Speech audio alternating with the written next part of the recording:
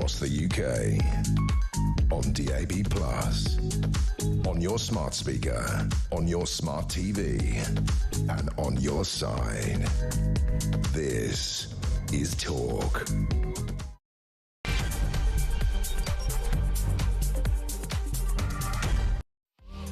Well, a very good afternoon. This is Talk Drive. I'm Peter Cardwell. Thank you so much for your company. There's loads to talk about this Friday evening, including a dinghy which has been punctured by French police. We'll talk about that.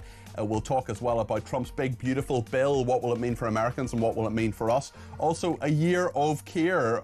Has it been a success? What do you think? Let me know.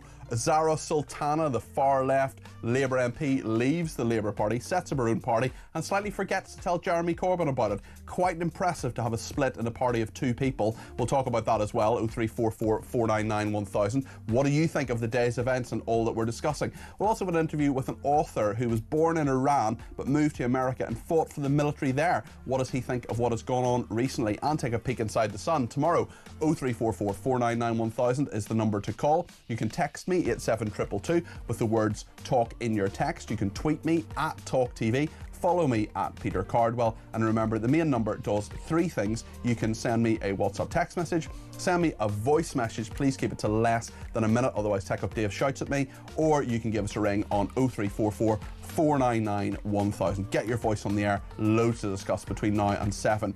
And I should say that at 9 o'clock this evening I'll be taking part in our documentary, A Year of Chaos. You're not going to want to miss that. It's on tonight at 9, both on TV and radio, and of course you can watch it on YouTube if you're doing something else this evening. Lots to discuss between now and 7. Stay with us here on Talk. Well, let's remind ourselves of the moment Labour won the election a year ago today. We did it!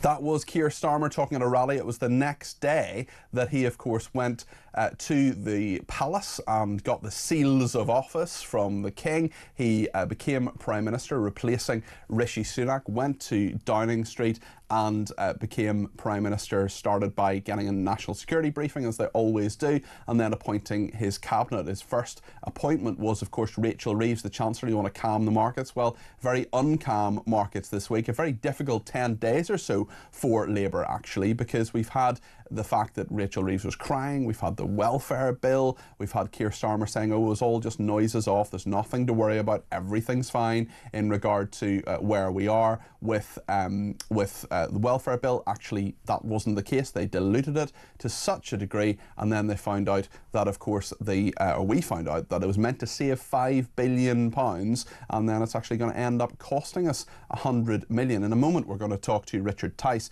who is the Deputy Leader of Reform UK. He's also the MP for Boston and Skegness. Quite a year for Reform as well. Of course, they had 5 MPs elected this time last year. One of them, of course, Rupert Lowe, then left the party, and then they gained another one in Sarah Pochin, so they've actually had 6 MPs elected. But I think it's really interesting that we have this very strange scenario, because exactly a year ago today we thought that Labour would be invincible. Huge majority of about 165.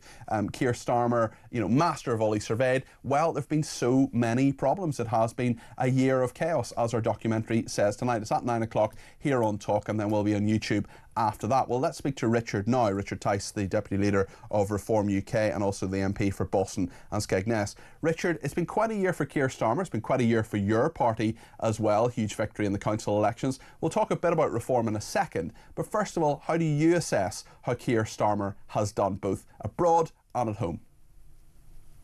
I think far worse than anybody could have possibly imagined is the overall summary, with a little less worse abroad than he's done domestically. I mean, domestically, he's been a complete and utter catastrophe.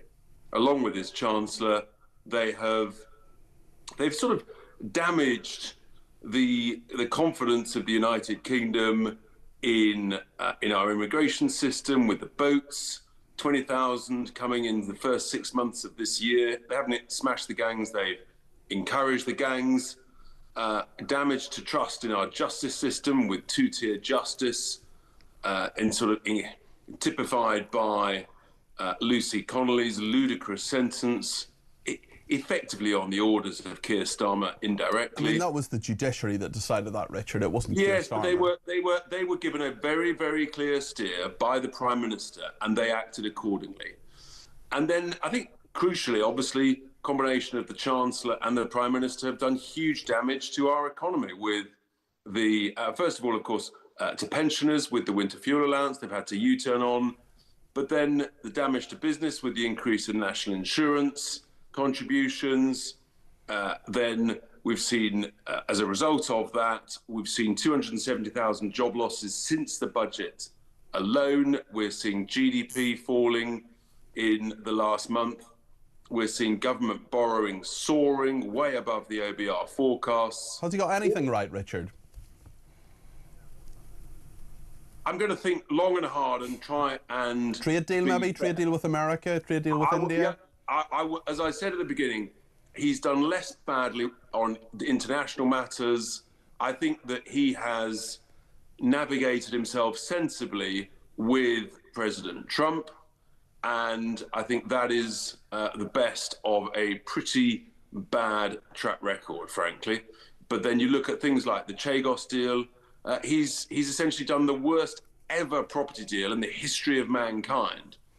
And that's truly appalling. The only good news is that if Reform UK win the next election, which I expect we will, we'll rip that terrible Chagos deal up. We've already served due notice on that. So no, I think he's had a shocking year. I think the Chancellor's had a shocking year.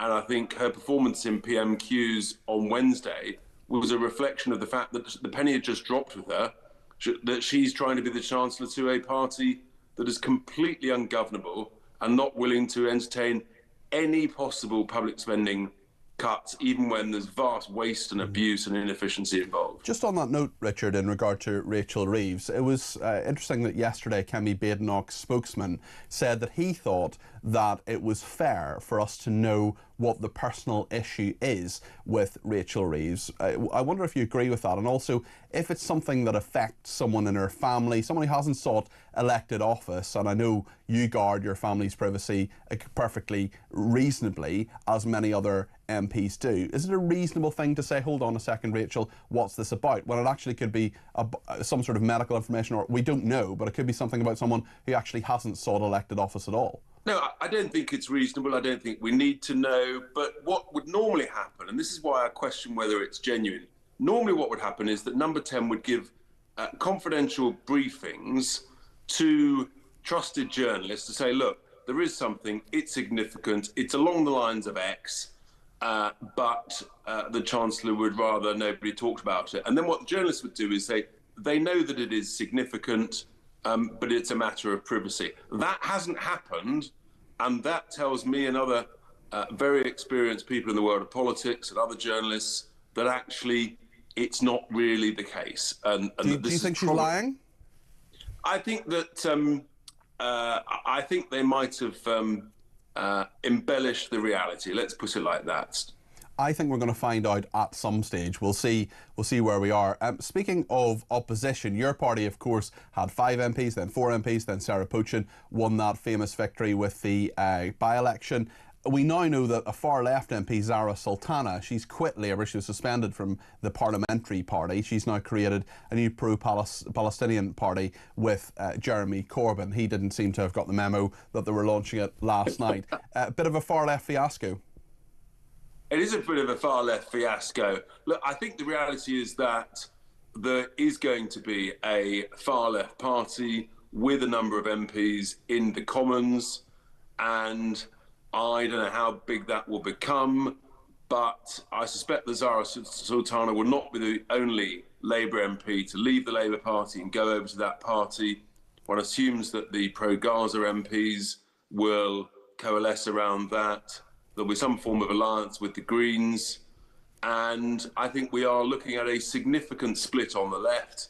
And it'll present a huge problem for Keir Starmer because he's now looking to us as a serious threat. And now he's got to look to his left, to the hard left, the deep socialists, stroke communists, to the left of the Labour Party. And they're going to have to move left. That is the reality. Should Zara, from our perspective, we're completely relaxed about it. Should Zara Sultana call a by-election in Coventry South now that she has left the Labour Party? Well, I mean, that's a matter for her. I don't think her constituents, to be honest, were in any doubt about the nature of her true sort of political views. She may well say she hasn't changed her views. The Labour Party has changed. Yeah, that's a sort of fairly standard narrative. So let's wait and see. I suspect that we're going to hear a lot more, possibly this weekend, in the Sunday newspapers once Jeremy Corbyn reads his emails and memos and catches up with Zara Sultana. She may have jumped the gun, but in a sense, this is a direction of travel. This is happening. We're heading towards significant sectarian politics in the United Kingdom, and that is a regrettable matter, but that's the reality of it. Fascinating story in the Times today about the Home Office apparently not knowing how many foreign workers stay in Britain to work illegally after their visas expire. There's no sort of stamping out idea, there's no sort of stamping out procedure that actually happens when these visas expire, and they don't know how many people are here. This has been under successive governments involving the Conservatives, of course, Labour and the Lib Dems as well. What do you make of this, Richard? Because it's not just illegal immigration, and we'll maybe talk about that in a second in regard to the French police using knives to puncture migrant dinghies in the sea, but also the legal migration, the fact that people are given work visas to come here, often in the care sector, and we don't know whether they have left because there's no stamping out, as happens in many, many other countries across Europe. It's not rocket science. If you want to know who's coming in and out of your country, then you've got to monitor the passports. And ludicrously, the foolish Tories did away with that. And so the Home Office have not got a clue. Anybody who's paid attention to this has become aware of it. Now the Home Office have admitted it. And this has got to stop. And I think this is the reason why everybody knows that the nature of just the quantity of population, the nature of the population has changed so dramatically in recent years. The size of the population, the pressure on all public services and housing, this is all because of this. And I fear what this really means is that we could have 1 to 2 million people more in the UK than we realise. And that actually many of these people are working technically illegally. They probably think they're working legally because nobody's told them that they couldn't since they originally had a visa. I mean, the whole thing's absolute chaos and is a deep, deep embarrassment for all of those people in the Home Office. But nobody will be held accountable. Nobody will be fired. Nobody will be made responsible. And frankly, I don't think anybody will apologise. I haven't heard the Home Secretary apologise. And what do you make of this French policy of puncturing boats? Do you think that's a way to actually solve this crisis, or some form of way to say to people, if you get in a boat, we're going to puncture it and you can't go across the channel? Well, it can't get any worse than it's currently got, where 48% increase in the first 6 months of this year. They should have been doing this years ago. So, yes, I would welcome that as one of a number of vitally important messages. That's absolutely right. So, puncture the boat, ensure that there's plenty of French boats around, do that within just a few yards, and then it'll be perfectly safe. Nobody will be endangered. And that could be a significant way of stopping the boats. It's a variant of what we've been saying, which is pick up and take back, which one's got the legal right to do. So let's hope the French mean business. I wouldn't be that optimistic. I suspect it may be just a little sort of, just an amuse-bouche from the French, just to amuse us for a bit.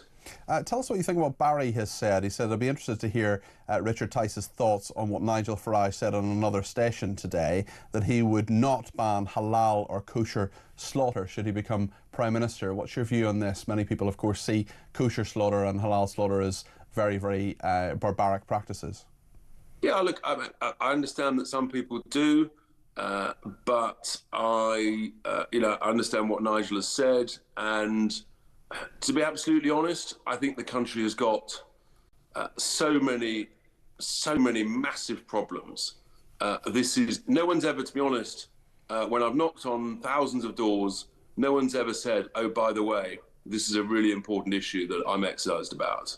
I get a few letters on it, but nothing compared to the main issues of the day, which is relating to immigration, illegal immigration, and the state of the economy and various other things like that.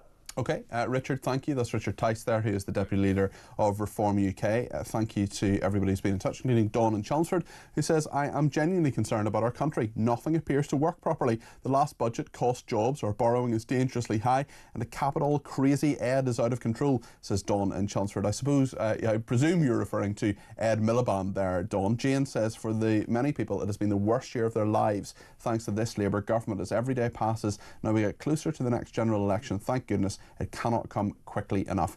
And Mick says, a year of hell with Starmer mirrors the Biden administration. Lies and financial incompetence. Who will save us before we become an Islamic state, says Mick. It's interesting, actually, just in regard to the far left fiasco, in regard to Zara Sultana. A number of other people have been suspended from the Labour Party for various reasons. John McDonnell, for example, Jeremy Corbyn's BFF and his shadow chancellor. He was shadow chancellor during the 5 years of Jeremy Corbyn being leader of the Labour Party. He was suspended from the parliamentary party last year for voting to scrap the two-child benefit cap.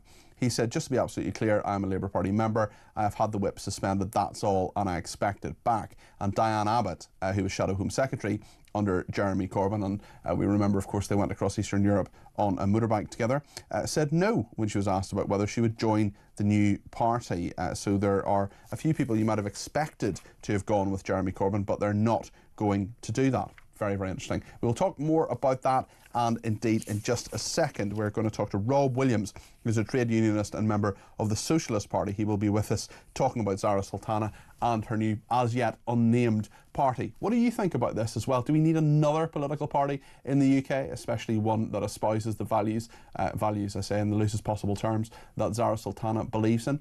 Tell us what you think. 0344 499 1000. Stay with us.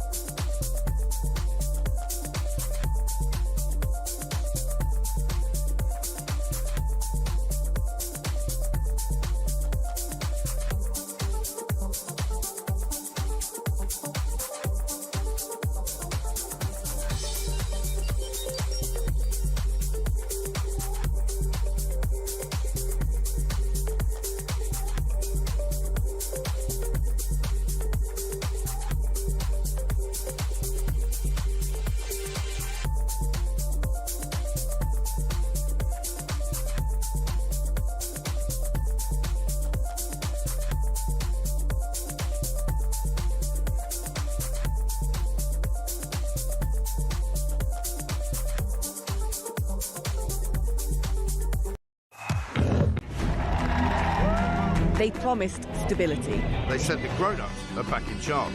I was so happy you just couldn't believe it. Our work is urgent, and we begin it today. I mean, you couldn't really scrape together a worse gang of misfits to run a dog kennel. Broken promises. Billions blown. Botched U-turns. And Britain is burning. One of the most immeasurably eventful. 1 year in power. And Britain in freefall. It's just been a disaster. 1 year of chaos. Friday, 4th of July. 9 p.m.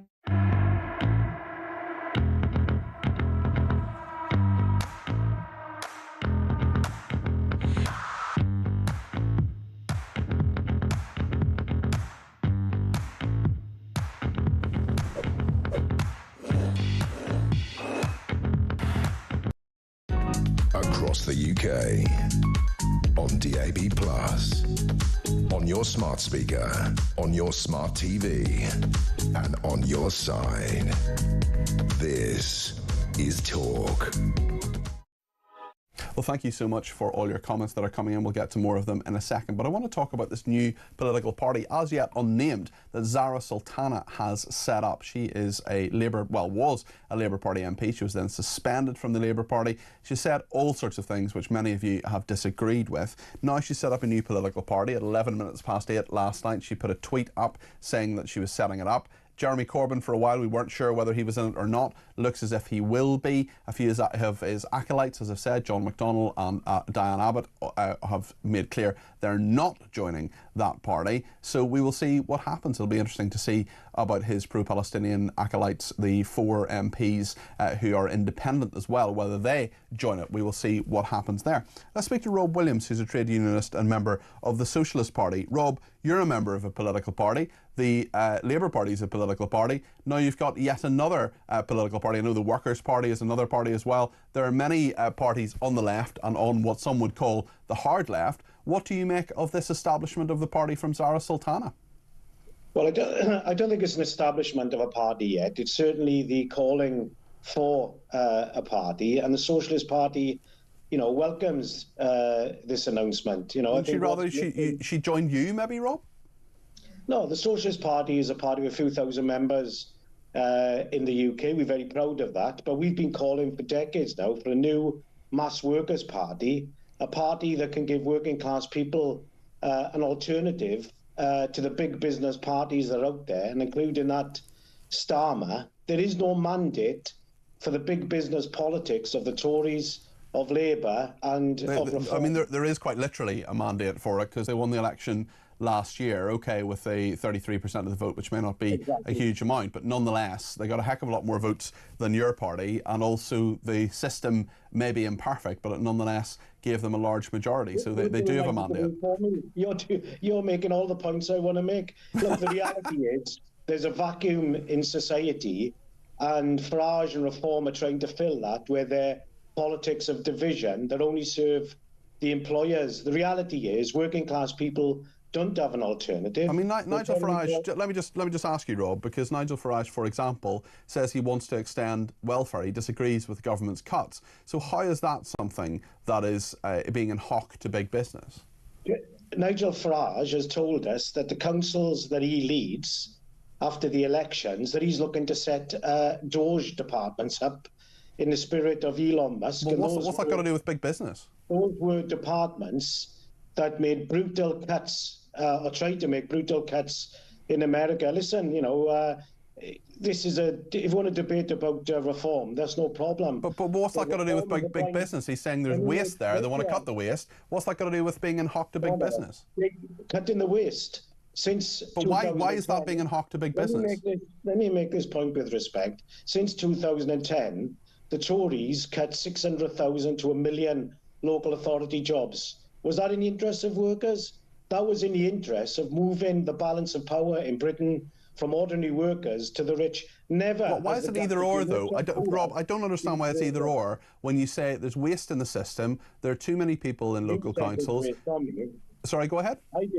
I didn't say there was waste. Okay, well, there is waste, factually. There is waste, factually. No, you're asserting that. What do you not think there's any waste in local government? What you call waste, what you call red tape, is workers' jobs. It's services in our community that anyone watching this programme will know that privatisation and cuts have ruined our communities. So now, Rob, let me make. I just don't understand why dealing with government. Okay, Rob, I want to ask you a question. Corbyn and Zara Sultana want to establish an alternative that stands for the policies the workers want, against austerity, against cuts. Then the Socialist Party will be part of that discussion. We think such a party should be centred on the trade unions that have shown in the last few years that they, through the strike wave, the workers are prepared to fight back we are up for that debate. We're up for that discussion. Okay, well I still don't understand, Rob. Rob, you've talked a lot, but I still don't understand why cutting government waste, and that is what reform is trying to do. Are you honestly saying there is no waste in local government? 14 years, local government has had about 40%. Look, please let me answer. In the last 14, 15 years, local government has had about 40% cut out of it. If you went to working class communities, you'd know all about what austerity means. Well, I have a lot of familiarity with working class. We have a lot of familiarity with working class communities, Rob. But what people have seen, okay, we have workers having £8,000 cut off to their wages. So workers are looking at the main parties. They don't see anyone who supports them. So they see all their politics are the same.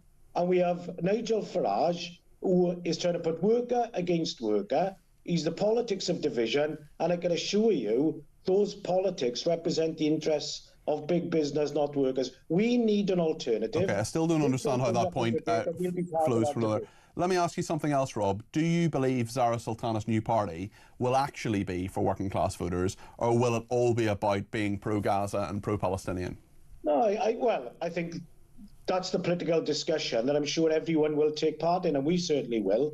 But when Jeremy Corbyn was leader of the Labour Party, and incidentally, he won over 3 million votes in 2017 than Starmer did in 2025. And why was that? Because Jeremy Corbyn had a programme that was run in the interests of workers, wanted to get rid of student debt, get rid of privatisation, change the balance of power in workers. We would have gone much further. We stand on a socialist programme. But there's an appetite. We've already seen some opinion polls that already, if that party was launched tomorrow, 10% of people would vote for it. That would challenge certainly the likes of reform. Do you honestly believe 10% of people are going to vote for a party? Would support such a party. Where are you getting that figure, Rob? Rob, where are you getting that figure that says that 10% of people would vote for Zara Sultana's party with Jeremy Corbyn? That's a recent opinion poll. What taken in the last 24 hours? Taken in the last few weeks.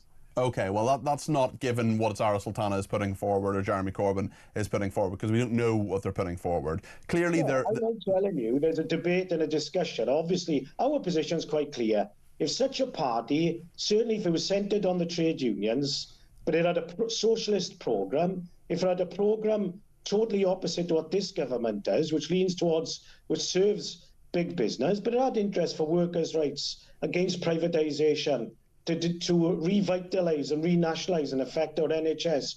It gave workers a real future, and young people, that policy... I mean, there are over 1 million workers in the NHS who have... There are over 1 million workers in the NHS who have rock-solid jobs. They're not going to have their jobs cut. What do you think's happening in the NHS right now? It's been giving more and more money. That's what's happened. It's had huge rises in income. But I think people in the NHS know that money doesn't go in the pockets of health workers. That money goes in the pockets of a privatised company. Well, they are paid, and there are more of them. By the Tories and tolerated by and assisted by Labour over the last few decades. People realise that this country needs a fundamental change, and that has to come from the workers' movement. And if this announcement opens up that debate, the Socialist Party, which has been part of that, we stand candidates in the Trade Union Socialist Coalition. We are part of that debate in the workers' movement, and we'll take part in this debate as well. Rob, thank you. Rob Williams, who's a trade unionist and member of the Socialist Party. Thank you to the person who says socialism does not work. Everyone knows it. Lee in Glasgow says, sorry, that guy Rob is the problem with our politicians today. He won't answer, just says the same thing over and over with no ability to answer or face facts. He is not the voice of working people. I don't think I got an answer to the question as to why cutting government waste, or even if it's not waste, just cutting councils in some way, how does that mean that you're in hock to big business? I don't understand how those two things, it's not an either-or situation necessarily. Chris in Newbury says, tell Rob I'm a worker, big business, I pay his members' wages. I'd like some of the money back, says Chris. And Jason in the Lake District says, the far left party set up by Corbyn and Sultana will only benefit Starmer, in my opinion, as many of the loonies on the far left of Labour are likely to defect, and he won't be controlled by that section of the party. Hopefully they will split the left vote, says Jason, who also says, Rob Williams, oh dear. Well, listen, thanks Rob for coming on. He has a perspective, but I don't think we made a huge amount of progress necessarily. Philip in Somerset is the first call of Drive today. Philip's given me a ring on 0344 499 1000. You're very welcome to the programme. What would you like to say? Oh, Peter, you handled that very, very well. It's a bit frustrating, Philip, to be honest. I'm not sure we made a huge amount of progress. Stop laughing. At least you enjoyed it anyway, Philip.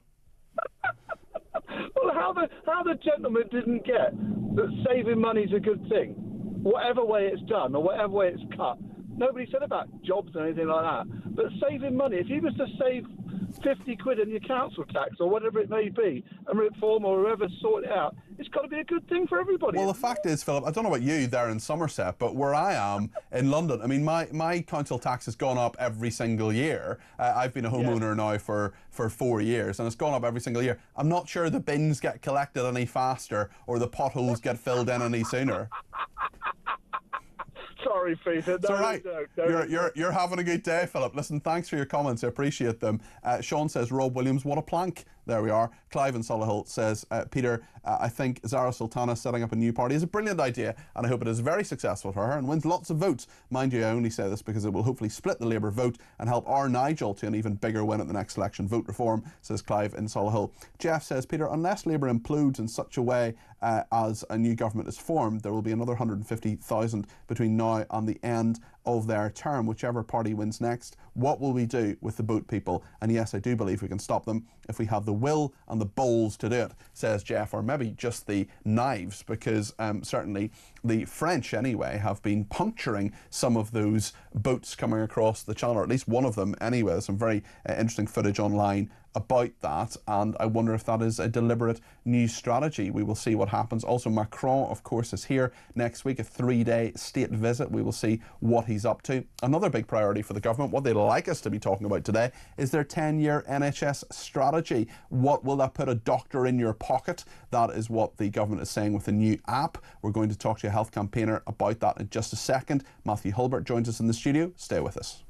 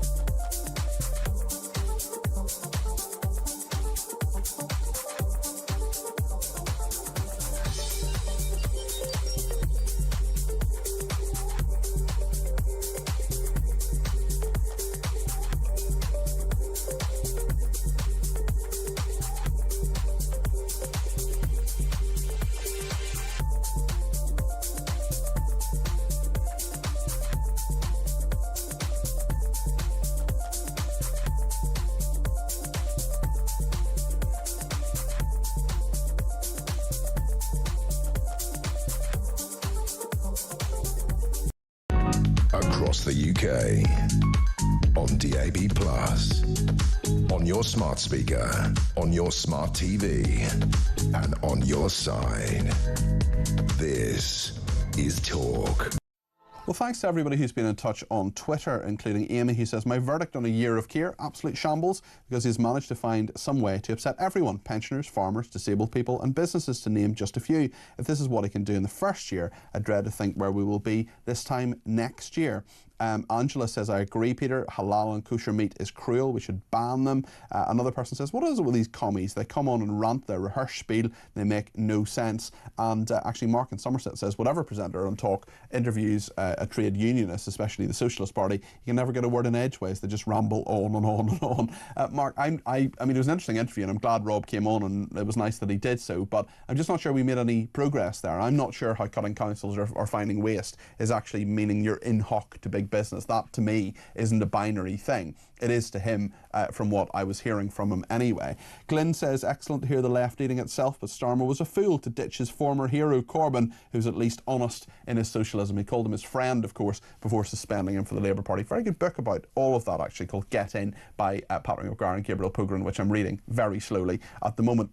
What the government would like to be talking about, like us to be talking about today, is not Zara Sultana defecting. It's not Rachel Reeves's tears. It's actually the NHS. And in fairness to them, they do have a 10-year plan. Front page of the Times today says, NHS app to give patients a doctor in your pocket, more services in local clinics under the 10-year plan. A little bit earlier this week, Keir Starmer talked about the NHS 10-year plan. This is what he said. But it is important that we go back a year to the NHS as it was left by the last government, with record waiting lists, the lowest ever satisfaction, and I know the toll that that takes on staff who work so hard. 100,000 children waiting more than 6 hours in A&E. Now, I'm not going to stand here and say everything is perfect now. We have a lot more work to do, and we will do it. But let's be under no illusions. Because of the fair choices that we made, the tough Labour decisions we made, the future already looks better for our NHS. Well, health campaigner and political commentator Matthew Hulbert is in the studio with me now. Hello, Matthew. Hi. You are here for a very specific reason in London. I know you live in Leicestershire, but you're down because it's a year of Keir. Tell us what you're up to today in London. So we've been outside, myself and my Just Treatment colleagues have been outside Labour HQ today in London to do a little peaceful kind of demonstration action where we took a memorial bench, which a year ago today we were down in London and had outside Conservative headquarters to say that, you know, my mum and sadly all too many other people who've been let down by emergency services due to an NHS which we would say is underfunded and overly privatised. Today we took it outside Labour HQ because sadly not only has nothing changed, but in many respects it's got worse. Nothing's changed. I mean, Wes Streeting, the health secretary, would say actually waiting lists have gone down a bit. They're beginning to get a grip of this. What do you think of that? Well, I mean, perhaps I'm being overly harsh.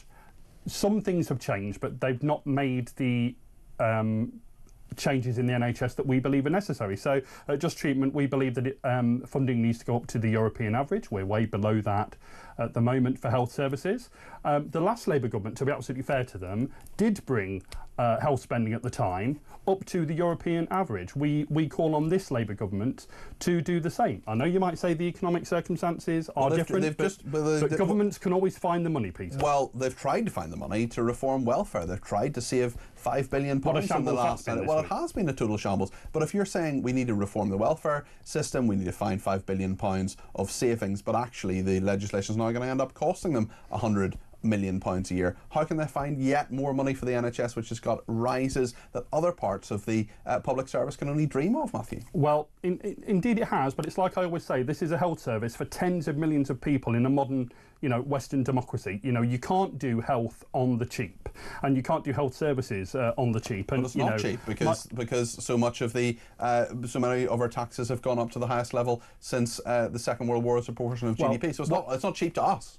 What we'd say to Just Treatment, from Just Treatment, and, you know, I know some of your viewers and listeners might not like this, is that, you know, we should have a wealth tax. We should tax those who've been fortunate, and good on them for their success and their hard work, a wee bit more to pay for better public services. But the problem is that there's one millionaire leaving every 45 minutes, and you may not necessarily shed too many tears on that. But if you run out of rich people, who are you going to tax?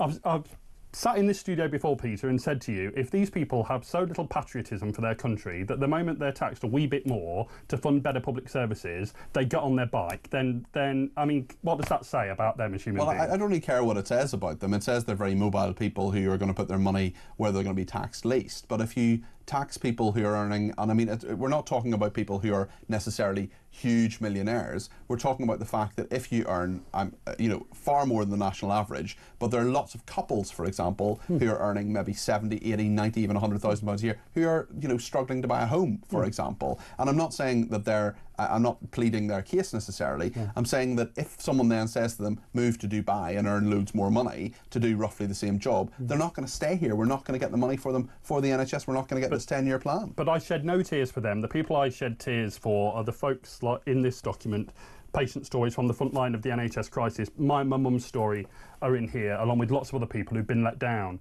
by the NHS. But to get the money you want, you need those rich people, you need them in the country, and you need to be able to tax them. And if you keep taxing them higher and higher and not having more efficiencies in the NHS, they're going to leave and there are not going to be enough of them. Well, I mean, I've mentioned to you again before in this studio the patriotic millionaires who say tax is more. We want to help fund public services. And so, those are some millionaires that are saying... Most people want to pay less tax. Well, they may want to pay less tax, but whether they should is a matter of... Lots of people are paying a lot more tax than they used to, and they're not happy about it. Certainly, Peter, however we fund it, the NHS needs more funding. I hope Why that we can't can it all find agree with efficiencies? that. Why can't it work efficiencies. within? I mean, I'm sick of hearing about efficiencies. What? I mean, where? Well, everybody has a tale about the NHS. Everybody knows that, we talk about going into A&E, seeing a load of people who shouldn't be there, who should be seeing a pharmacist rather than going into A&E. That's an efficiency. We look at the fact that you get 3 letters for an appointment that's then cancelled. I agree. That's an efficiency. You look at the fact that you turn up for the GP and you're waiting there for 45 minutes for no reason. You're taking up time of receptionist. That's an efficiency. You look at waiting lists that take such a long time to do things that could be done in the private sector more swiftly and more efficient. Oh, the private sector. But why do you just hate the private sector as an idea? I don't hate... In the NHS. No, come on, Peter, be fair. I literally mentioned the words private sector and you flinched there. Yeah, in the NHS. I'm glad you added those few words. What's because wrong with that? I've no problem with the private sector. The private sector has its role. I'm not anti-capitalist. I believe in the private sector, just not in the public sector. The public sector. I'm not anti-millionaires. I'm anti-non-patriotic millionaires. I believe in the private sector. It's just not its place in the public sector. The public sector should be wholly public. It should be wholly funded. But that's just dogma. That is just that's your belief, and that's fine, and I respect that, Matthew. But if you want to get this 10-year plan, if you want Keir Starmer promising patients this app is going to solve the problem, consumer revolution at the heart of health technology, and Labour's pledge to rescue the NHS, he says this app is going to be an indispensable part of life. If you have a private sector that is saying we can do this faster and cheaper, Labour governments, Conservative governments, even dare I say it, the Liberal Democrats and coalition, saw that the private sector could do it. The money is there. They can do it more swiftly than the public sector. The private sector is more efficient, and that is part of the NHS as it stands right now and has been for years. Every time the private sector is used to plug a gap in the NHS, all that does is undermine the NHS as a properly public service. Why?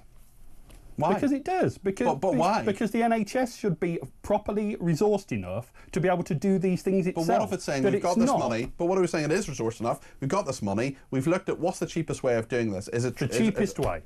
Not the best way, not the way that's necessarily going to provide the best care, just the cheapest way. If I need a hip replacement, and I'm sitting here and I'm thinking, do you know what, my hip is killing me here, I really need that. It's not life or death, but it's something that is very, very much a thing for a lot of people, knee replacements, those kind of things that aren't life or death, but they cause huge pain, huge inconvenience for people. And you're saying, right, you can stick on the NHS and you can wait 18 months, 2 years longer for that, or we can use exactly the same amount of money, go to the private sector, pay for that and get it done in a few weeks' time. You might have to go to a different county, or you might even have to go to a different country. In the case of Northern Ireland, for example, I know people who go to Dublin and things like that. It is faster. You're going to say yes. Look, when my mum was lying in pain on her bedroom floor for those 11 hours after she'd fallen in July 2022, I just wanted an ambulance to turn up, whether it was privately funded or publicly funded. That's true. I'll admit that to you. Of course I did. My mum was in pain. And, she died 2 days later. But on reflection, should that have to be the case? Or should the NHS be properly resourced enough to be able to do these things by itself? Well, and the answer is, of course it should. I have boundless sympathy for you in that situation. We've talked about it before. But the fact is it not, that you know, I would love. I'm basically a socialist when it comes to the NHS. I'm basically a socialist. Don't say that on this network. No, I'm very happy to say so. When it comes to education, schools should be palaces. Right. You know, the Sam Seaborn aspect of the West Wing, where he said that, you know, there should be, you know, teachers should be paid huge salaries and there should be wonderful places. But the fact is, we just don't have the money. And if your argument is going to people who are already in a cost of living crisis, who are already saying that they're taxed a lot, even people who are earning a lot of money in comparison to some people, but aren't earning loads overall, and you're saying your solution is more tax, why can't the system just work in the way, or we can take money from elsewhere? But I'm on about the real top earners, Peter. I mean, I'm not really on about the people that you referencing, but I'm on about the real top earners who I think, I mean, good on them for working hard, good on them for being successful. I'm not anti their success, I'm really not. What I'm saying is that they should want to put more into the country that has raised them. But they don't. Well, then again, what does that say about them? Well, it's not what it doesn't really matter what it says about them. What it says is there isn't the money and they're going to leave. Well, I mean, if they are, then I think that reflects badly on them. Well, it does, but it also means there's less money in the pot. Matthew, thank you very much indeed for coming in. Just Treatment, you've got your document there. Just give us the website. It's justtreatment.org. Thank you very much. Matthew Hulbert there, the political commentator and Just Treatment campaigner. No doubt we will hear more from him on Matthew's part of my debate desk every so often on a Saturday and a Sunday. My shows, of course, are on between 10 and 1 on Saturday and Sunday. Lots more to discuss in a moment. We're going to have a yak with Yaki. Michael Yaki, the US political analyst, is here on the 4th of July. Stay with us.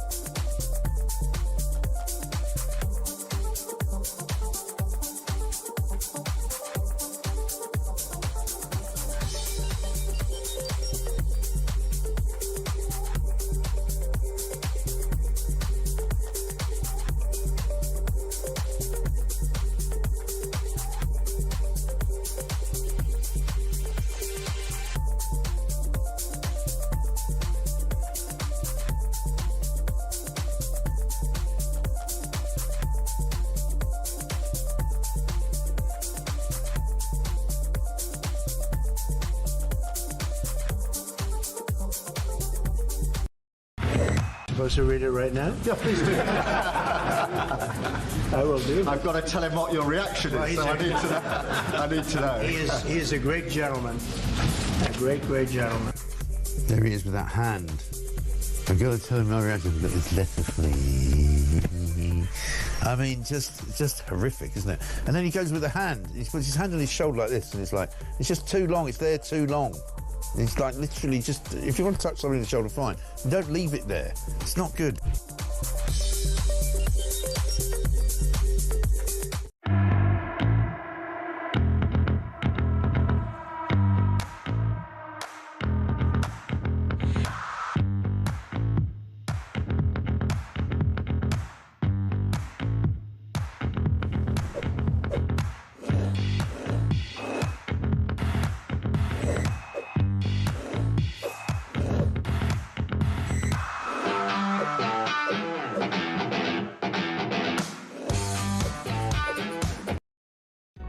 Across the UK, on DAB+, on your smart speaker, on your smart TV, and on your side. This is Talk.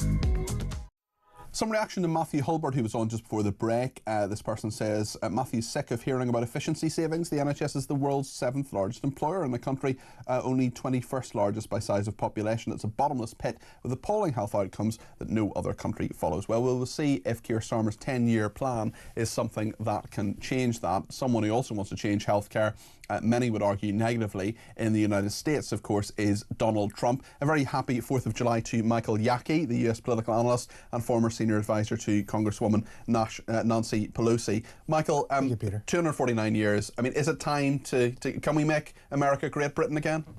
I think the time's a little bit past, but I will say this: if you're looking for efficiency savings, Elon Musk is looking for a job. Well, we could export him to you as a gesture of goodwill, a recompense he can for the amount of money that you've lost from losing the colony. So he's very rich. He could drive his Tesla across the Atlantic anytime. I would be very interested to see what Doge he would want to do. Donald Trump, of course, has. I'm just still annoyed we lost, to be brutally frank, Michael. But well done on your victory. When you really think about it, you had the greatest army in the world, and we had a bunch of guys in trees, shooting. Wasn't great.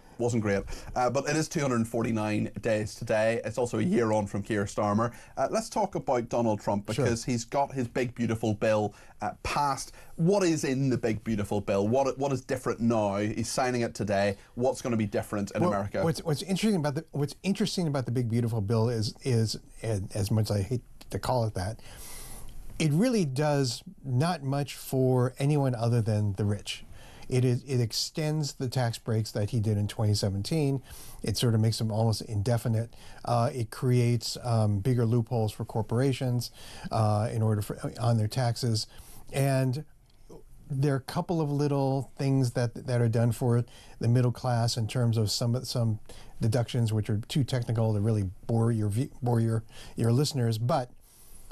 In order to help try and pay for it, and it doesn't pay for it much, there's a $3 billion hole in this bill. And despite that, and because there's a $3 billion hole, there's going to be $3 billion less to spend on other services in the country.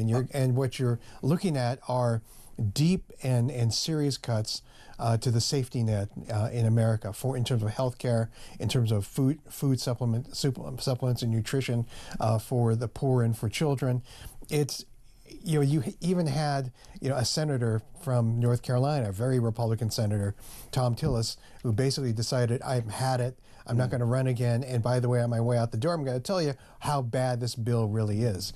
And it's one of those things where it's obvious that there is probably enough Republican opposition to the bill and what it's going to do in the Congress, but they are all afraid of their jobs, and they are all afraid of being primaried by Donald Trump and one of his So they've fallen supporters. into line. We saw a lot of carrot and a lot of stick getting the bill across the line. It was mainly stick. There really wasn't much carrot. The carrots were, I would say, shavings. We're gonna give a little bit of this for rural hospitals. Everyone knows it's not enough.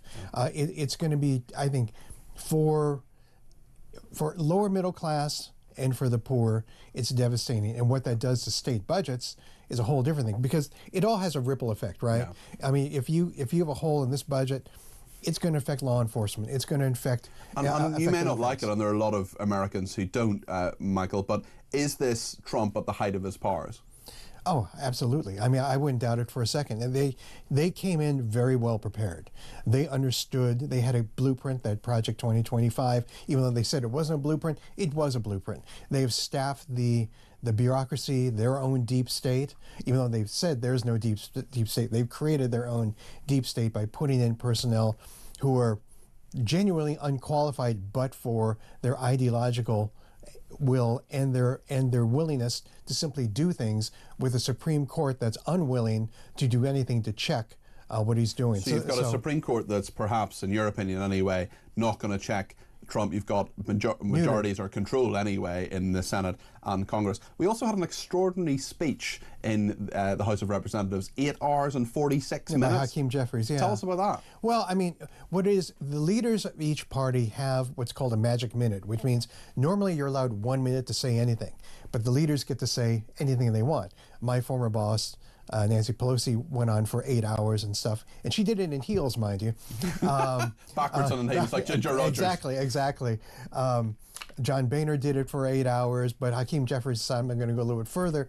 And it's really, I mean, it's nothing more than an attention-grabbing stunt. I don't mean it in a bad way. No, sure. It just means, but it doesn't actually change anything. It's not going to change. People were saying, "Oh, you're giving the Republicans more time to get their act together." Nah, it was going to happen whether anyone knew it or not, because Trump was just there holding their kahunas, testicles. I'm just going to be flat out, testicles in his hands and going like that. So. An arresting image. Tell us as well about the fact that Trump, of course, is coming here for a state visit. We know that Macron is coming next week for 3 days. Macron probably going to be addressing Parliament. It's going to be very interesting to see what happens, because many will call for Trump to address Parliament here in the UK. We already know that there's a little bit of a hubbub about Macron addressing Parliament, given some of the cracks he's made about your country for years. And certainly we have in President Trump someone who basically kind of threw the special relationship out the window in his first 2 months in this term, and now he's sort of re-embraced it. I think the issue is going to be not so much whether he's going to do it. I think that the Prime Minister, in his characterization of why he's allowing Macron, really can't make a distinction now between Trump. It'll be seen as an insult to Trump that Macron got to do it. After all, Macron got the parade. Trump had to have the parade. If Macron gets to speak for Parliament, Trump's going to have to do that as well. The question is going to be how many of the backbenchers of the Labour are going to be like either holding up signs or turning their back, or walking out, or whatever. Exactly. Yeah, no doubt they'll make a demonstration. What kind of a demonstration, in front of Parliament is there going to be? But Trump would love it, wouldn't he? He'd love to address. He loves all that stuff. Sure. And of course, we have no idea what he's going to say. Well, maybe he doesn't either. But of course, we've had so many people. The Queen has stood in that spot and done that. Nelson Mandela, various people, Zelensky. There've been various people who have done that. And really, the state occasion is one of the few times when we can really show off as a state. But it's also because of that. I mean, because it's a state visit and because of your separation between the state and government, there's no real reason for him to have to be able to do it. I mean, but if he's going to do it, it is a big honor, and there's going to be a lot of commentary from people like you and others about whether or not Nelson Mandela, Barack Obama, Donald Trump. Well, listen, he's the President of the United States, got a mandate. I think it'd be a nice thing. It'd be very interesting anyway from a journalistic perspective. He always has things to say. That's right. Good news. No, all news is good news in some ways. All news all the time. Michael Yaki, thank you very, very much indeed. Of course, former senior advisor to Congresswoman Nancy Pelosi. Always good to have a yak with Yaki. Lots to discuss with Lord Soley next, the former chairman of the Labour Party. We'll also talk to John Bolton, Trump's former national security advisor, a little bit later on. Stay with us.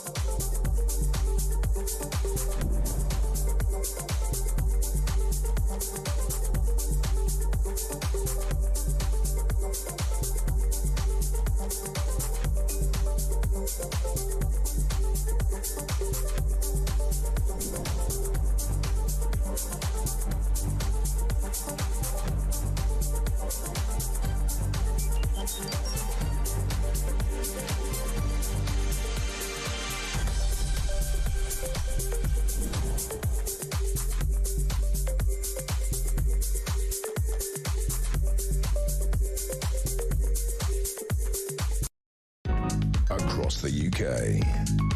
On DAB+, on your smart speaker, on your smart TV, and on your side. This is Talk.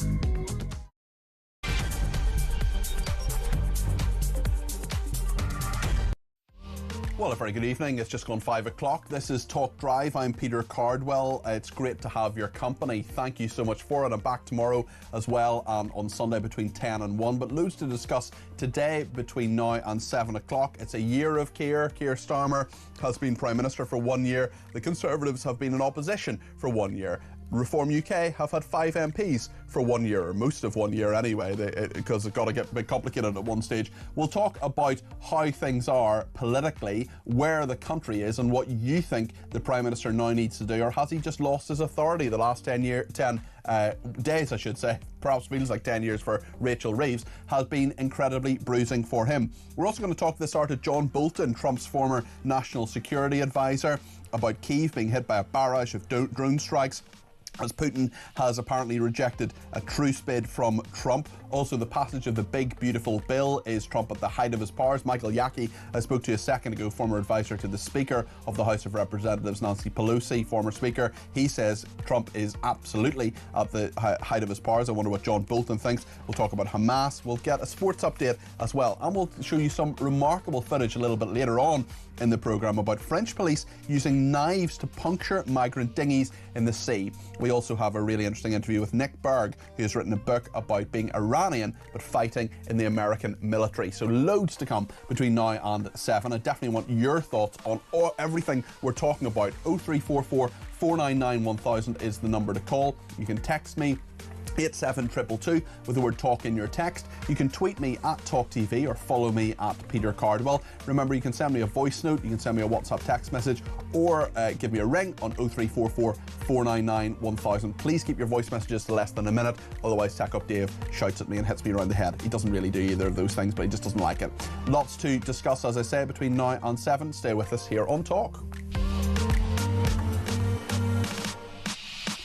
Should say as well that Kevin O'Sullivan will be here in this studio between 7 and 9, and then at 9 o'clock tonight, all your favourite presenters will be giving, including me, well, maybe I'm not your favourite, but I'm one of them anyway, will be giving our opinions on a year of chaos. This is the documentary put together by Talk. You can watch it or listen to it, and of course you can watch it on YouTube either at the time at 9 o'clock or indeed afterwards. A year of chaos about what Keir Starmer has been up to. Let's have a little preview of this documentary. 9 o'clock tonight here on Talk. The British people have spoken and they've said goodbye Rishi Sunak, hello Keir Starmer. When Labour won the landslide election, the loveless landslide, I was absolutely delirious. They're so happy you just couldn't believe it. We did it! I had the cold sweats. I sought some medical assistance. I just thought, it's going to happen. It has happened. Here we are. What's next? We will carry the responsibility of your trust as we rebuild our country. They were promising the world. And for 14 years, they sat in the wings, in the shadows. OK, so Labour's won the landslide. Who's going to be in the cabinet? I'm proud to serve as His Majesty's British Ambassador to the United States of America. I didn't think for 1 minute they'd have that idiot David Lammy as Foreign Secretary. We've got a business secretary who's never been in business. We've got Chancellor of the Exchequer that can't add up. It's got worse and worse and worse. I haven't even got to Angela Rayner, who's actually not as bad as everybody thought she might be, because everybody else is so awful. It's literally an unmitigated disaster, hilariously so. 1 year of chaos is on Talk tonight at 9 o'clock, and to talk about that 1 year, which you may not believe is chaos at all, is Lord Soley, Clive Soley, who's former chairman of the Labour Party under Tony Blair's leadership. Clive, thanks for joining us this evening. Do you think it's been chaotic in the last year, or has Keir Starmer achieved some things? No, there's been problems, but you've had more than a little bit of exaggeration in your lead in there. No, there's been tough, and there's been mistakes have been made, and they're not so catastrophic that you can't sort them out. And they've got 4 more years to sort them out, and that's what they've got to do.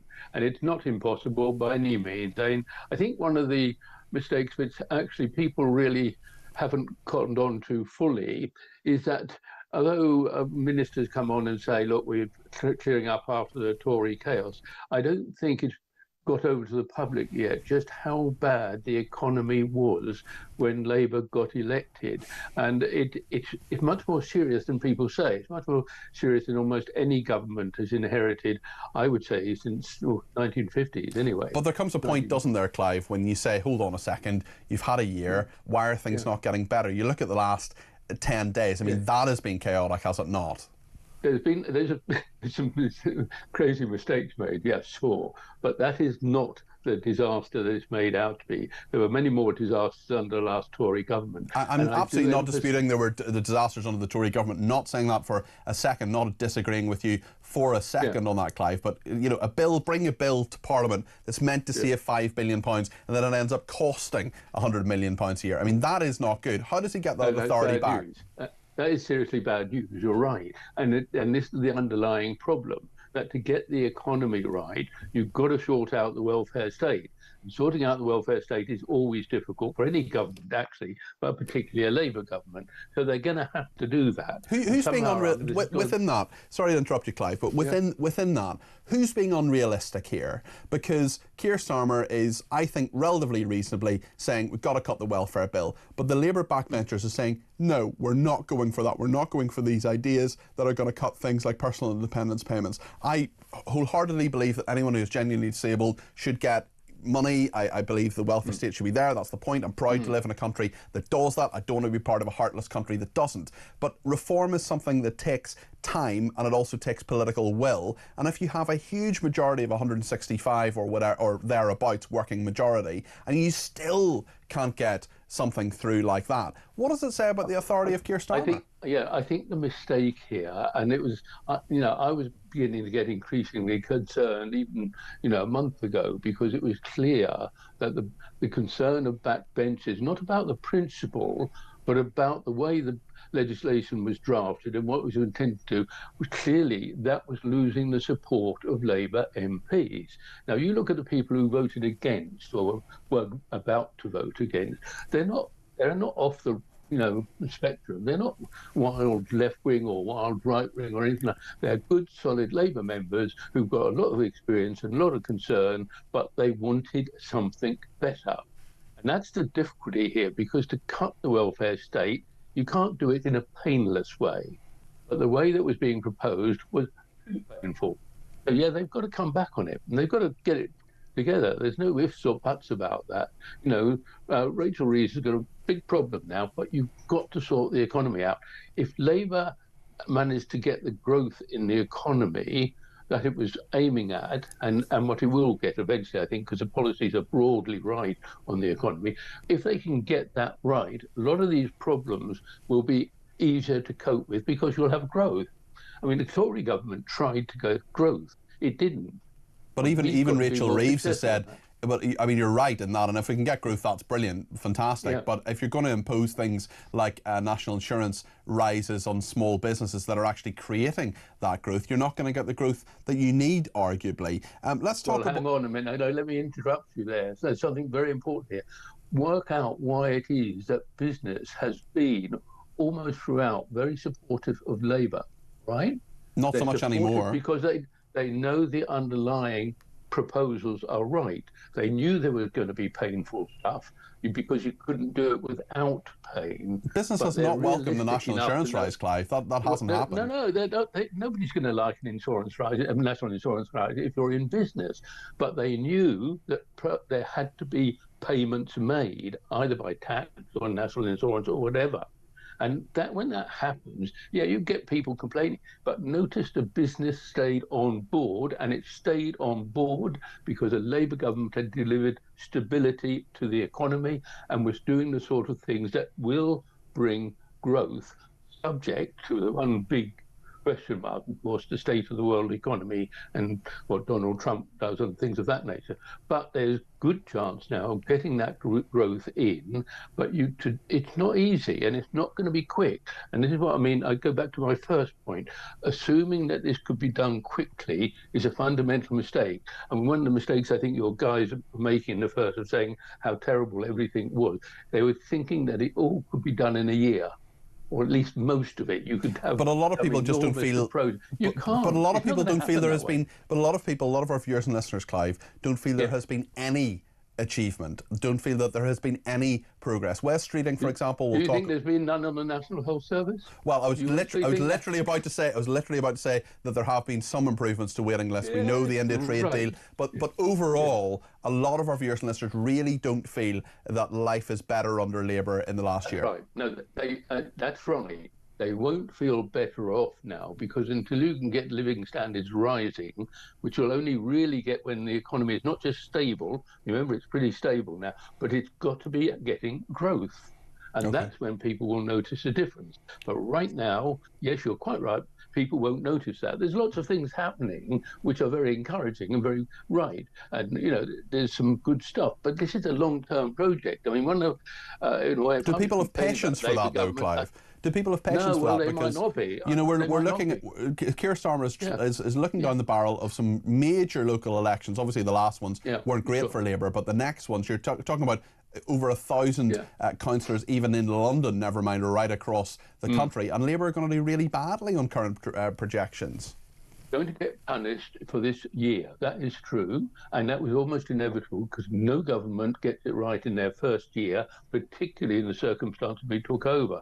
What's missing, in a sense, is a better effort at conveying to people this is a long-term project.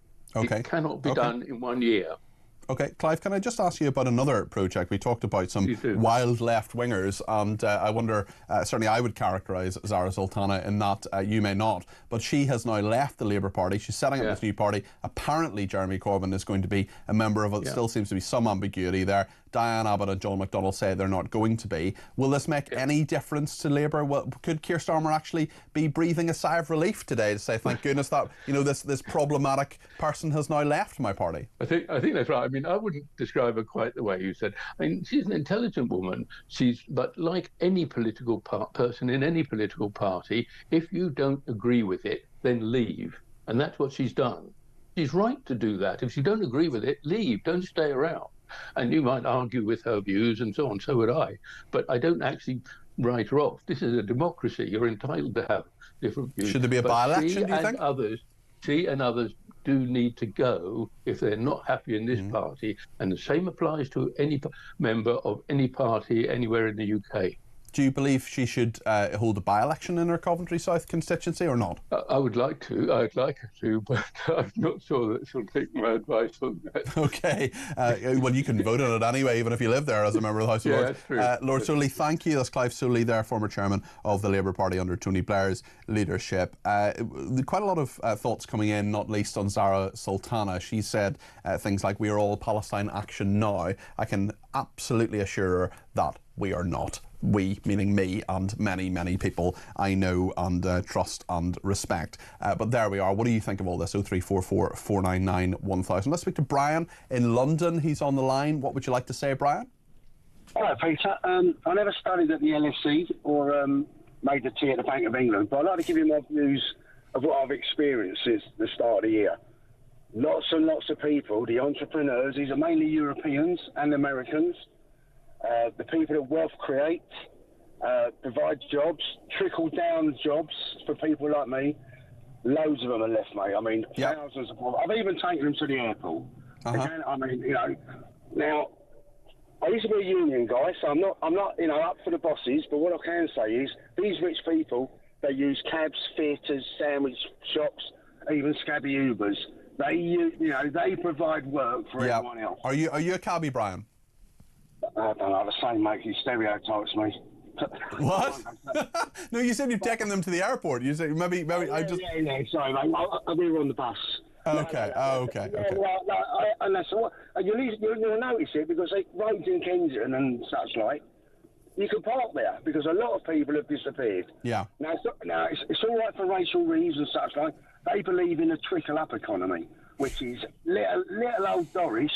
She pays her taxes, and that goes up into providing their work. They don't understand trickle down at all. Well, this is the point that I made to Matthew Hulbert earlier on, the health campaigner we spoke to, when he said millionaires need to pay more tax. That's fine if they do that, but as you're correctly saying, if people leave, if people say, right, sorry, Britain's finished, too much taxation, well then they're not going to contribute to the economy, and guess what that means for you and me? That means our taxes go up. Well, not only do our taxes go up, we've got a Labour Party. They've got this strange idea that they want to encourage wealth creators to leave, and they also want to encourage afterworld to come here and live off our welfare system. How long can that last, I think it's a really fair point, Brian. I think you make a number of very good points there. Thank you very much. If I ever need a lift to the airport, maybe you could give me a lift. We're going to chat further. Lenny is in Ashford. He's given me a ring, 0344 499 1000. Lenny, what would you like to say about Zara Sultana? Well, good afternoon, Peter. Hi there. Well, I truly believe that there'll be no one will leave Labour to go and join Corbyn, because I believe that when Starmer is moved on, Labour will be left through and through, and they will all have chances, like the likes of Diane Abbott will have chances of becoming a minister again. I don't think that's going to happen, to be honest. I believe that a lot of Starmer's people like West Streeting and stuff, they're not going to have people like Diane Abbott back in the cabinet, are they? Well, if Starmer is gone, when Starmer is disposed of, whoever takes over is going to be someone from the left. Why do you think that? Why not someone from the right of the Labour Party, like, for example, West Streeting? Do you think it'd be Angela Rayner or someone like that? What do you think, Lenny? Yeah, I think Angela Rayner has got a very, very good shout. Okay, well, we'll see what happens. Lenny, thanks for your thoughts there. There's Lenny in Ashford there. Yeah, I mean, just looking through, I don't know if you follow what Zara Sultana says, but some of the stuff she says is completely mad in regard to especially the Palestinian cause and so on. I mean, I just think Sultana is not raising the level of political debate in this country. Thank you to Simon, who says the economy was just growing again under the Conservatives. Sort the economy out and then sort out public services. Another person, Alison, says the economy was growing. Inflation was at the Bank of England required level. There was no reason for the not zero nonsense or all the politics of envy, and there was no reason to keep sending money abroad. And don't get me started on Shagos and the two-tier justice. Well, net zero was of course brought in under the Conservatives, but Labour have put turbo boosters under it. On the dinghies as well, Simon says it's a publicity stunt. The dinghy wasn't in the open sea. They've done it before. Probably a few more just to look good for Macron's state visit next week. And on dinghies, another person says, dinghies are one dinghy while the cameras are rolling. You'd be surprised what the French police are capable of when they're under scrutiny. And Andy in Sussex is driving at the moment. Your guests today are going to make me crash my car. They're making me so angry. Well, Andy, drive safely and please don't crash your car. Rob, the socialist you spoke to last hour, keeps talking about ordinary workers, yet from the way he reacted to your suggestion of cutting waste, it was clear he really meant local government workers. These people are not ordinary workers with their bulletproof pensions, sick pay, benefits packages and vociferous union support. I'm an ordinary worker. I have been from leaving school. I've paid tax since 16. I've worked hard to build a successful business which pays tax that employs people who also pay tax and fortunately enables me to pay for private healthcare. Yet Matthew Hulbert expects me to pay more tax for a service I don't even use. So angry, how dare he, says Andy in Sussex. Andy, I actually think, radical plan, but if you've got private healthcare, I think you should have some sort of tax rebate. If you pay for private school education, I think you should have a tax rebate as well, because you're not using the services that are there. Crazy thought, but I don't know, single people, maybe they should pay a little bit less because they don't have kids. Maybe that's part of an issue as well. Happy to have all of this debate. Maybe you think I'm talking nonsense, and that's okay too, because in my programmes we disagree without being disagreeable. Lots to discuss, including with John Bolton, who's the former National Security Advisor to Donald Trump. We're going to talk about big beautiful bills and indeed about Hamas. Says it's consulting other Palestinian groups in regard to a Gaza ceasefire plan. Could there finally be a breakthrough, and could some of the hostages actually return, and could the misery for the many hundreds of thousands of people in Gaza end? We will find out what John Bolton thinks in just a second here on Talk.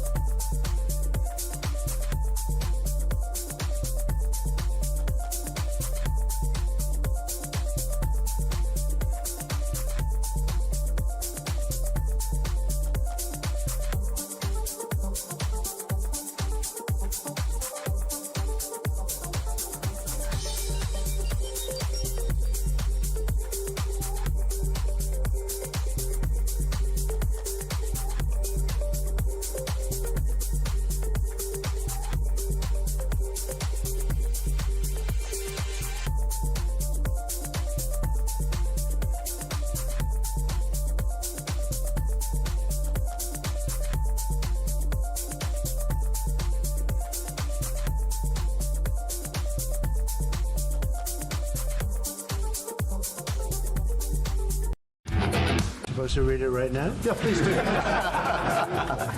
I will do. I've got to tell him what your reaction is, so I need to know. I need to know. He is a great gentleman. A great, great gentleman. There he is with that hand. I've got to tell him my reaction. Look, this letter, please. I mean, just horrific, isn't it? And then he goes with the hand. He puts his hand on his shoulder like this, and it's like, it's just too long. It's there too long. It's like literally just, if you want to touch somebody on the shoulder, fine. Don't leave it there. It's not good.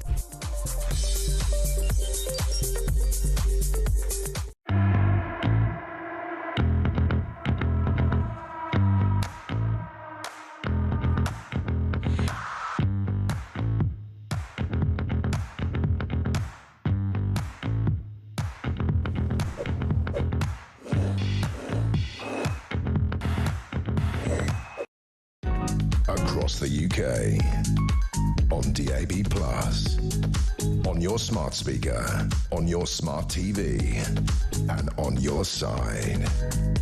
This is Talk. Terry says, would it not be better to have someone giving non-biased analysis of the big, beautiful bill? Well, what we do on this show is we often get both sides, and we're going to hear from John Bolton, who is the former National Security Advisor to Donald Trump, in just a second. So, Terry, cool your boots, hold on for just a couple of minutes, and we're going to hear from someone who thinks it's a good thing. Thank you to everybody else who's been in touch, including Houston Jack, who says nobody seems to appreciate that the waiting lists are down due to the Conservatives' NHS app. It's helped prevent 1.5 million missed hospital appointments, saving approximately 5.7 million staff hours, including 1.26 million clinical hours. I'm not quite sure where those figures come from, but Houston certainly quotes them anyway. Let's talk about socialism with Alan, who's given me a ring on 0344 499 1000. What did you make of what Rob was saying a little earlier on, Alan? Are you converted to the socialist cause? Will you be voting for Zara Sultana? I used to be before I paid tax, put it that way. Yeah, you know what everyone's a socialist until they stop paying tax. Well, you know the joke about what's a conservative? It's a socialist who's just been mugged. Exactly. I think for me, in terms of the comments your guest was making, and also your other guest regarding the NHS, what staggers me really, whatever political hue you're from, but particularly from the left, is this concept of the public sector being having a never-ending source of money. Yeah, and it's all perfect. Do you know what, Alan? I do apologise. Can we get you back on in about 10 minutes? Sure. I've just got John Bolton waiting for me. Can we get you back on in a few minutes' time?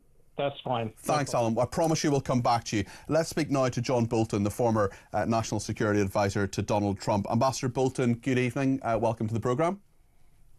Well, thank you very much for having me. Glad to be with you. I wonder what you make of the big, beautiful bill that Donald Trump is signing into law today. Many people are saying it'll actually take medical care away from many Americans and will lead to a huge gap and deficit in the budget, which is big enough already. What do you make of this piece of legislation? Well, it's really not a very attractive bill, and a lot of reasons. It has some good aspects to it, but this represents a failure of Congress that is built up over a long period of time to legislate effectively on budget matters. So everything gets crammed into one bill, and for Trump, everything rode upon getting that bill through. Now it's through. The Democrats seem to think they will use it to beat Republicans with in the 2026 elections. We ought to be back to a more stable process. We've got to get the budget deficit under control because we have to reduce the national debt. It's $37 trillion now. It's way too much. This bill makes cuts in some of the big entitlement programs like Medicaid in particular. But what we need is a more serious approach that recognizes that when your budget is $6.8 trillion annually and $3 trillion of it is in those in the Social Security, Medicaid, and Medicare programs, you have to get those programs under control or you will never eliminate the deficit. Do you think President Trump can get that under control? I mean, he's saying this bill will set him up for what he wants to do as president. He has control to a degree, the Republicans do anyway, of the Senate and Congress. Many would argue, say, he's actually at the height of his powers at the moment and needs to use this time before the midterms to push through everything that he can. Well, Well, if that were true, he certainly failed to do it, because we've got a bill that will add another, depending on your estimate, between $3 and $6 trillion to the national debt, which is hardly the mark of a fiscally conservative Republican president. That's the failure here. Trump doesn't really know what he wants in macro terms. He's got in this bill things like no tax on tips in the hospitality industry, no tax on overtime. These are the sorts of things that are not growth-inducing tax cuts. They're politically pandering to particular groups of people, and yet it hemorrhages money out of the Treasury. So whenever you get a 900-page bill, you can be sure there's some good things in it. You can be sure there's some bad things in it. It's just not the way to approach the problem in a clear, systematic way. Can I ask you about your area of expertise in regard to national security, Ambassador Bolton, in regard to Kyiv being hit by a barrage of drone strikes? Putin has rejected your former boss, Donald Trump's truce bid here.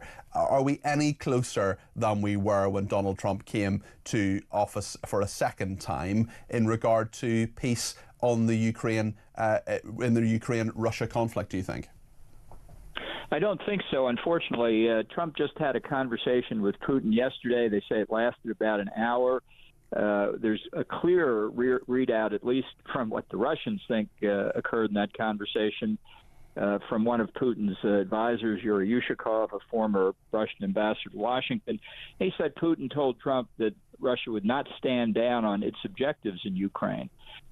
So I don't see any progress on the diplomatic front. I'm actually worried that a decision that was announced within the past 72 hours about cutting off at least some U.S. military assistance to Ukraine may be the beginning of the end of that military assistance. What's behind that, do you think? Sorry to interrupt you. What's behind that? Because some people are saying that's a kind of warning to the Ukrainians that they can't rely on U.S. supplies. I just wonder what you read into that. Well, it was put into effect by an official at the Defense Department who, before the election, had said repeatedly he favored no further assistance to Ukraine. Now, whether that's a decision that really was signed off on by everybody with a stake in the decision, whether Trump really wants to do it, I think remains up in the air. There's a very strange process at work here, so I don't think there's a final decision, but I certainly agree it's a bad sign. Can I ask you as well about the Middle East, because Hamas terrorists say they're consulting other Palestinian groups in regard to a Gaza ceasefire plan. Are we any closer on that conflict, do you think, to finding some sort of 60-day ceasefire is something that Trump says that Netanyahu, the Israeli Prime Minister, has agreed to? What's your assessment of that situation? You know, the positions of Hamas and Israel have basically been irreconcilable on this point for some time. Hamas keeps saying it will release all the hostages, including remain, since the sad truth is most of the remaining hostages are probably dead. If they can get an end to the war, meaning a withdrawal of Israel from Gaza, that isn't going to happen. At the same time, Israel says we want hostages returned and we're willing to agree to a 60-day ceasefire or some limited period of time that Hamas rejects.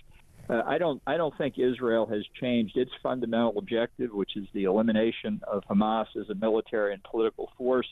Netanyahu meets with Trump in Washington on Monday. That's obviously going to cover both Gaza and Iran, so that could be a very important meeting. Yes, and we'll see what happens there. In regard to Netanyahu, of course, he's coming to see Trump very soon, and we'll see what comes out of those meetings. As you say, we'll see how things are. But what do you see as America's place in the world at the moment? Because there are many who feel that President Trump, with his America First idea, is something that is actually isolationist in its sort of outlook. Certainly, the special relationship seems to be under pressure. I wonder what you think. Well, I think Trump doesn't have an overall philosophy or strategy, but his neuron flashes tend in the isolationist direction, and he has people in his administration, particularly Vice President Vance, who I think really are isolationists. So I'm worried. I think with Trump, it's like a coin toss what his decisions are going to be. So in terms of both Ukraine and the Middle East, I think there is a possibility for continuation of a strong U.S. position. At least Trump finally attacked the Iran nuclear weapons program. I thought that was a good step. It just didn't go far enough. You worked in the Bush administration, of course, and the Trump administration. Were they just night and day in terms of how they operated? Trump is a real aberration in terms of the way he operates. I said in my book that working inside his White House was like living inside a pinball machine. That was true in the first term. It looks to me to be just true in the second term. My goodness. And the Bush administration, I mean, that was an incredibly busy time, a very dangerous time as well. That's something, of course, very different, I would imagine, to the Trump administration. Well, the question is the president trying to make the best informed decisions? Does he try and have the relevant information that he needs? Does he want options to consider? Does he listen to the pros and cons? Ultimately, it's always the president's decision, but you can make well-informed decisions, or you can make seat-of-the-pants decisions, and that's really the difference.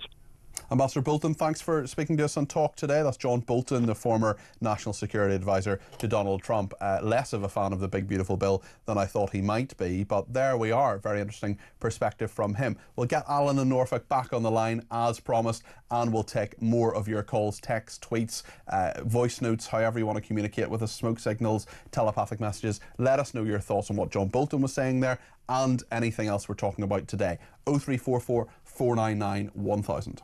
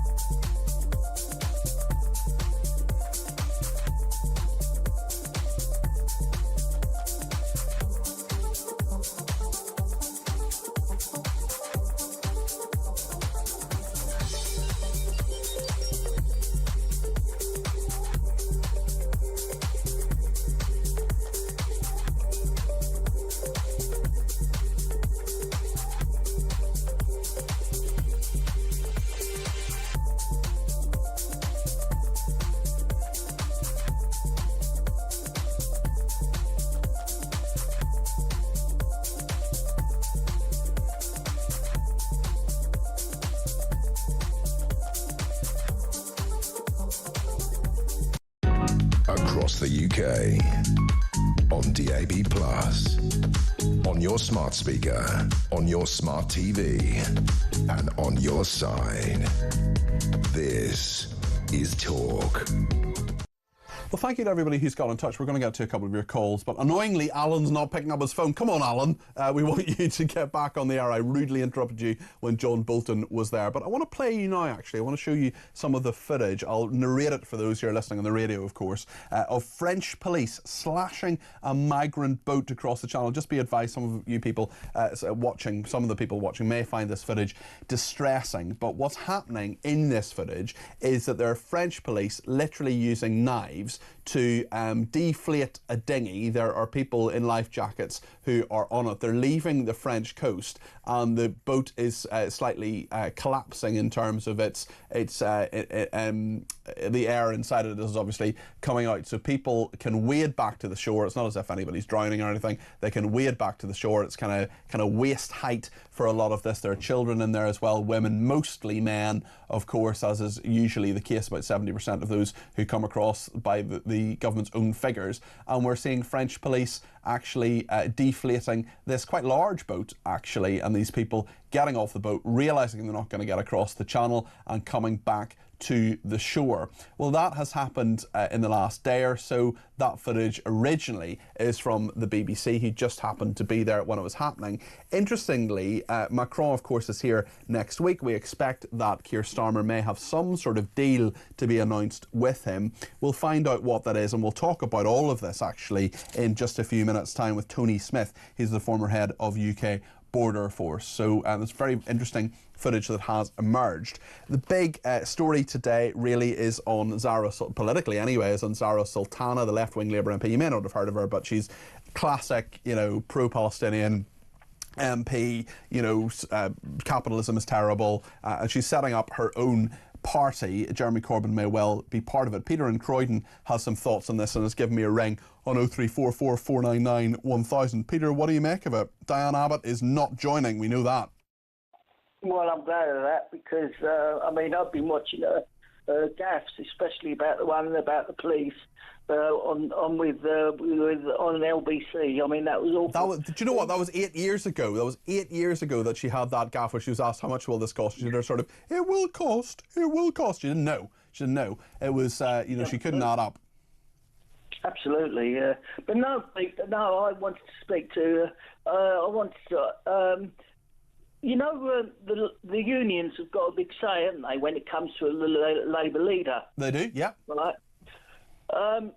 Obviously, you remember David Miliband and Ed Miliband were basically, it was between one or two of them. I was there when that came out at a Labour conference in, I think it was 2010 when that happened, and it was a huge shock when Ed Miliband won and David Miliband came second, yeah.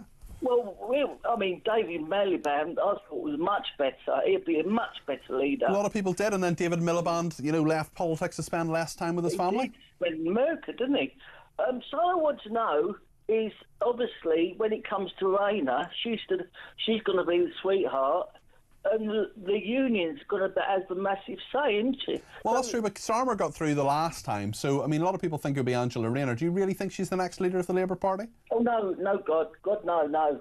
No, I'd rather Starmer stay in charge or West Streeting, but not Rayner. No, okay, well, it'll be very, very interesting to see what happens when Starmer does eventually stand down. He's in his mid-60s at the moment. It'll be really interesting to see if he stands in 2029 to be leader, well, to, you know, essentially to be Prime Minister for another 5 years, because that would take him into his 70s. There's absolutely no reason why people in their 70s can't do a great job. A lot of people do, and of course Donald Trump is in his 70s as well. But the question is, you know, do people suddenly say they want a new generation? People are always looking to younger people. Let's speak to Philip in Gateshead, who has some thoughts on the welfare discussions that we've been having today. Philip, thanks for your call. What would you like to say? Good afternoon, Peter. Hi. My point is, what I've been thinking about it is that somebody who's on a basic salary, you know, minimum wage, if they say earn £20,000 a year, they have to pay a tax. Yes. But somebody who's on benefits gets £20,000 a year, doesn't have to pay a tax, so there's no incentive for people not to come off benefits. Listen, I think you're absolutely right, and the whole idea of universal credit under Ian Duncan Smith was to actually make work pay, and I'm not sure it does for a lot of people. There are a lot of people who quite reasonably say, if I start working, I'll lose my benefits, and that shouldn't be the way things happen. I agree with that, because there's no incentive for them to get off benefits, so maybe the way around it is tax benefits, like the tax pensioners if they're on more than £12,500 a year as well. How do we get the welfare bill down, Philip? Is that the way to do it? I mean, getting some of that tax back? What would you do to try and get the welfare bill down? Because I think we probably agree that it should come down. I agree it should come down, but if they think that they're going to get more money on welfare, then they aren't going to get working for it, and if there's no downside on having benefits, they're just down benefits. There's no incentive. Well, you're absolutely right. It's a very, very fair point, Philip. Thanks for your thoughts there. That was Philip in Gateshead. Thank you for that. It says Gateshead, Newcastle. Gateshead is not in Newcastle. It's near Newcastle, but it's not in Newcastle. Who are they kidding, Peter? The French have no intention of stopping the boats. It's all for the cameras. All they want is our money and to get rid of illegal migrants from the country, says one texter. Thank you also to Jane, who says, with the state visit next week of Macron, that is why say it is a case of looking like we are doing something after he is gone. It will be business as usual. They have no intention of stopping the boats. Too many vested interests. And Dan says, don't fall for the con of the French police puncturing the boats. This is because Macron is coming to the UK. Makes them look like they're doing something to make the visit politically easier. Johnny says in Carlisle, are the French police puncturing the boats now because Macron is due for a visit soon and needs to be seen to be doing something to secure the cash? Of course, we give them about £500 million a year. They don't seem to be doing a huge amount. Many in Wales already know what a Labour NHS looks like. Labour-run NHS looks like much worse than England, says Jane. Lisa says, Richard Tice illustrated perfectly earlier on in your programme, we spoke to him at the start of the programme, that they too are an arrogant and out-of-touch party. Nobody is raising the issue of halal slaughter on the doorstep because they're assuming reform would do something about it. It's a barbaric practice. Quite a number of messages about halal and indeed kosher slaughter as well. It's about 100% of kosher meat will be slaughtered. The animals will be slaughtered in that way. It's not all halal meat, apparently. I don't really understand why, but perhaps someone could explain that to me. Martin says these socialists are all the same. They won't listen or take whatever common sense you throw at them. They get agitated and talk the same ideological nonsense. They're so indoctrinated and opinionated.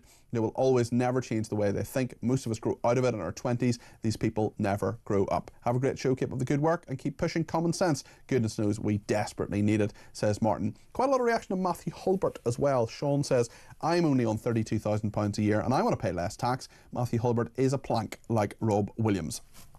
He also says £168 billion a year and still they can't run the NHS properly. Put a businessman in charge. Well, actually, Sean, you're underestimating it because with the increases that have been put in recently, we're looking at around £200 billion a year for the NHS. Andrew says Matthew's solution to get more money for the NHS is to get fewer people paying due to scaring the high taxpayers away. John Roberts in Germany says, I live in Germany now and the health service here is by far better than England. I don't get this worship of the NHS. It's a broken system, outdated and unworkable.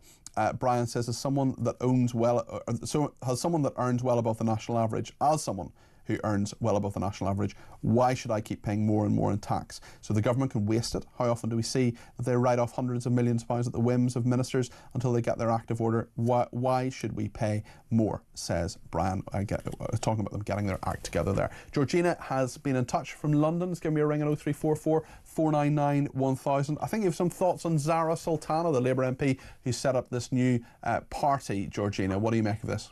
I do indeed, but with a name like Zara Sultana, I think she should be heading a rock band, not starting a new political party. To be honest with you, perhaps just being in a scone. To be honest with you, I'm not happy with the way that the Parliament is going at the moment. It's all about other countries, Peter, and I'm sick of it. The MPs in the British Parliament should be concentrating on the people of Britain. I mean, Keir Starmer would say that's what he's done for the last year. Is that not what you feel he has done? Please, that is stimulating my bowels. Please don't say that to me, Peter. Seriously, wow, I've never been accused of that before. Let's keep this real. Now, these MPs are paid a fabulous wage to do a job for the British public, and I'm sorry, they are not doing a job for the British public. We've got MPs in Parliament talking about Pakistani airports, for goodness sake, and the well-being of other countries. Including Zara Sultana, yes. Yes, and I'm sick to death also of all this talk about Palestine all the time. Palestine, poor Palestine. Listen, I hate people being killed, but what about the Jewish community? What about Israel? Let's talk a bit about Israel as well. You know, this is not one-way traffic here. This is a two-way street. If we're going to talk about Palestine, let's also talk about the Israeli people. Let's talk about what's happening there also. Let's keep it fair, shall we? But as I was saying about Parliament, this is a British Parliament. We need our MPs to concentrate on their constituencies and the well-being of Britain instead of trying to heal the world. Let's wave a magic wand, Georgina. In a year's time, Keir Starmer will have been, I think, no matter what any of our viewers and listeners or I do, I think he's probably going to be Prime Minister in a year's time, but we'll see, things change. Wave a magic wand, Georgina. What would Britain look like in a year's time if Keir Starmer did the right thing? Right, I'm going to really upset everybody now, especially the Labour voters. Keir Starmer will not be Prime Minister in a year's time. Okay.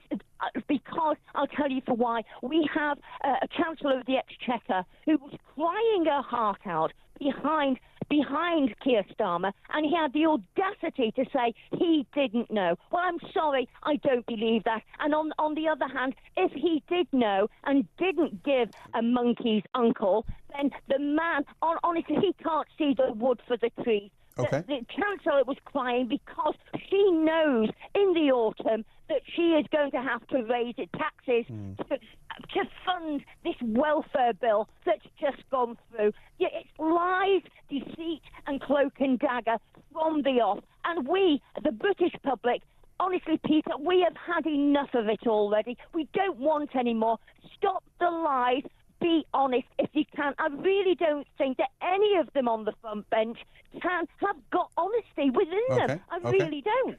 Georgina, thanks for your thoughts there. That's Georgina in London. Do you agree with her? Do you disagree with her? Do you think there is honesty? Has there been honesty in the last year? And what do you want from the next year of the Labour government? Because I think whether Keir Starmer's there in a year or not, Labour will probably, almost certainly be there until 2029 anyway. They're not going to voluntarily give up power. What do you think about what she said? What do you think Labour should do? 0344 499 1000. We'll take a look at the sport next, and Neil Candola is with us, and we'll talk about everything that's happened in the cricket, the tennis, tributes of course continuing to Diogo Jota as well, and Formula 1. Huge weekend of sport coming up as well, to say nothing about the Tour de France. There are loads of different things. We'll talk about all of that after the break here on Talk.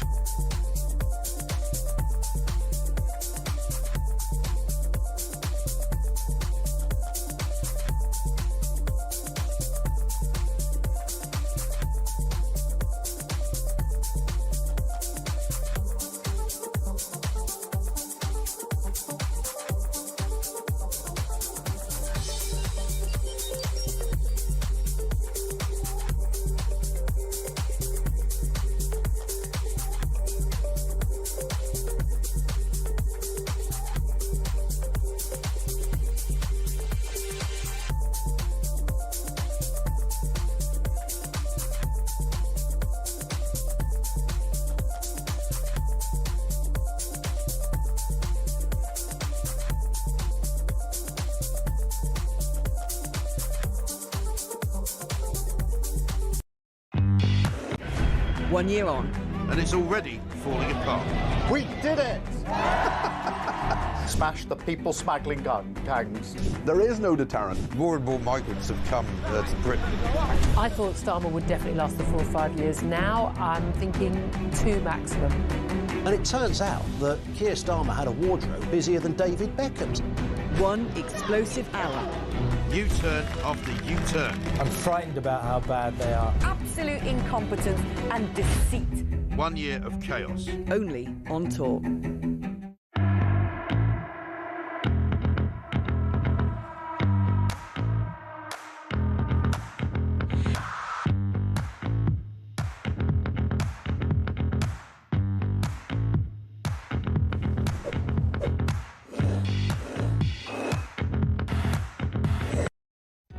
Across the UK, on DAB+, On your smart speaker, on your smart TV, and on your side.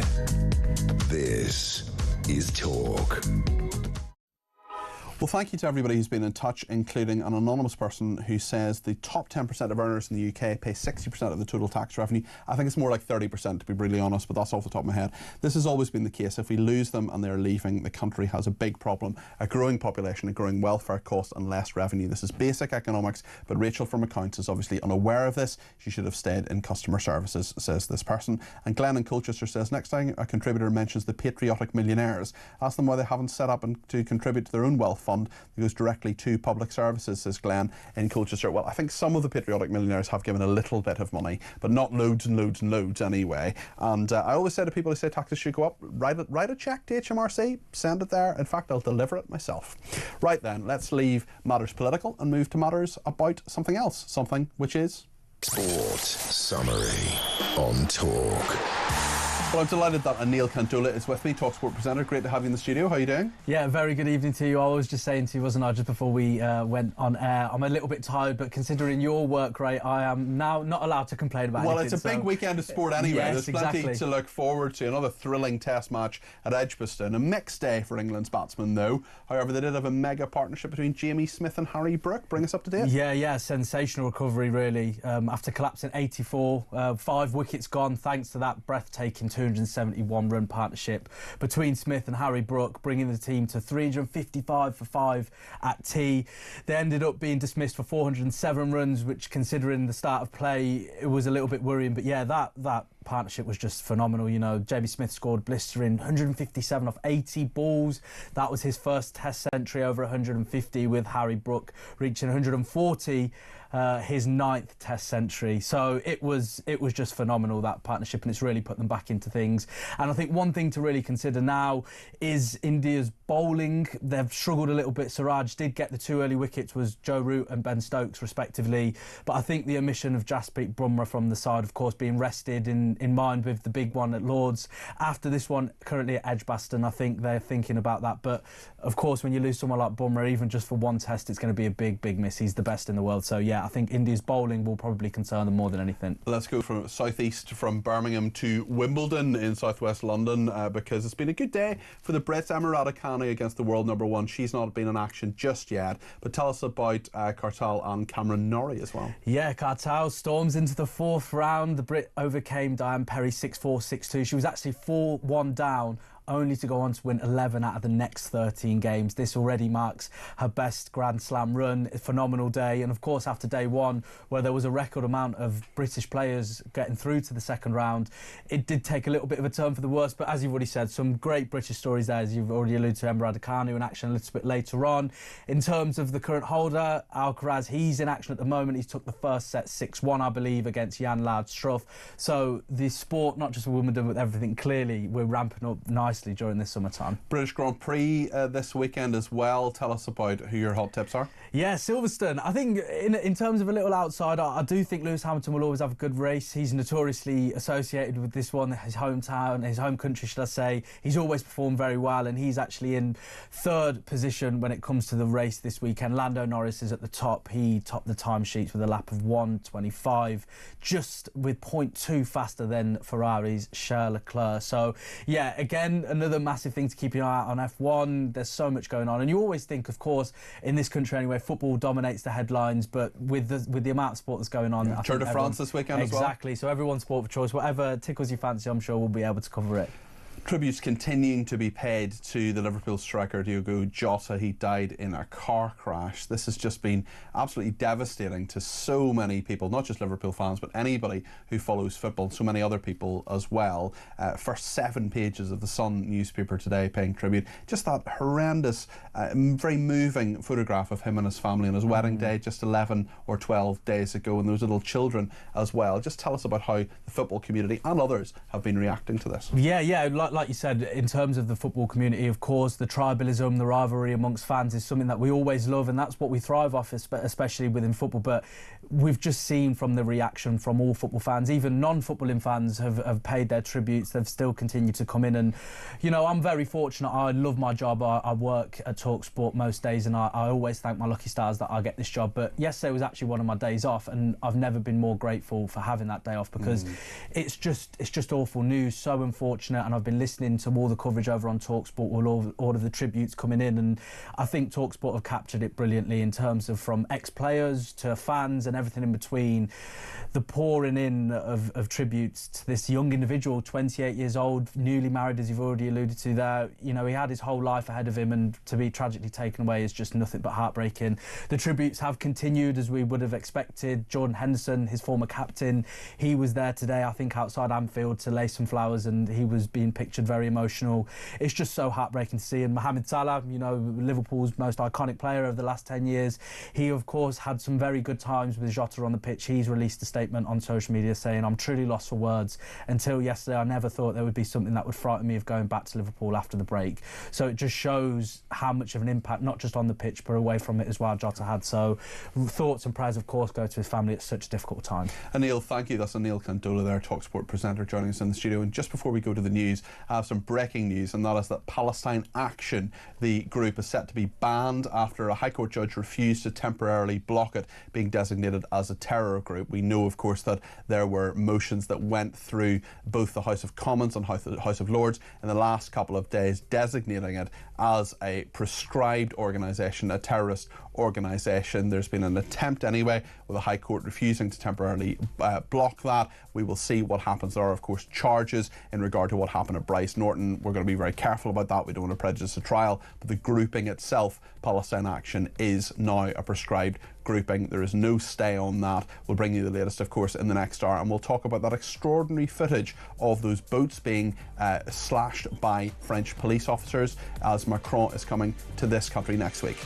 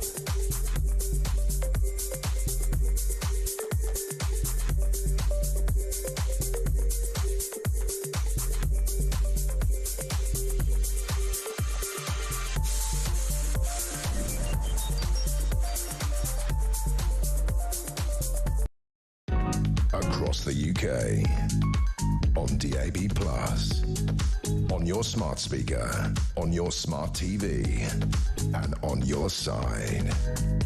This is Talk.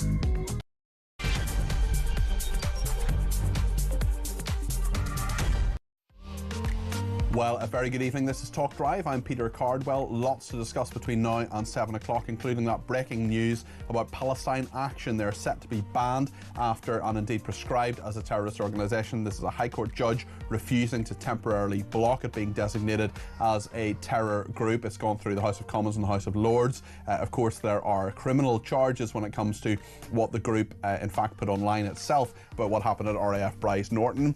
We'll be careful what we say about that because of the ongoing court action, but that is the breaking news. The Palestine Action set to be banned. No stay from a High Court judge there. We'll also talk about the extraordinary footage of a boat that was going to come across the channel, and French police actually stabbing it with knives, deflating the boat and people having to get off.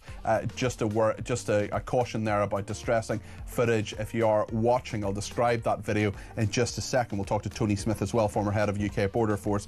We'll talk about Iran. Nick Berg will be with us. He's the author of Shadows of Tehran. Fascinating story about a guy who was born in Iran, moved to the United States, actually served in the US Army as well. How does he feel about what's going on there? And we'll take a sneak peek into The Sun as well tomorrow. We'll talk to John Lucas, the night news editor, and get all the headlines before anybody else in regard to what is in The Sun tomorrow. Thanks to everybody for getting in touch. Loads of calls, texts and tweets. We'll get through as many of those as we can between now and 7 o'clock. 0344 499 1000 is the number to call to get your voice on the air. You can text me 87222 with the word talk in your text. You can tweet me at talkTV, follow me at Peter Cardwell, send me a voice note, send me a WhatsApp text message, or give me a ring on the main number 0344 499 1000. Stay with us here on Talk.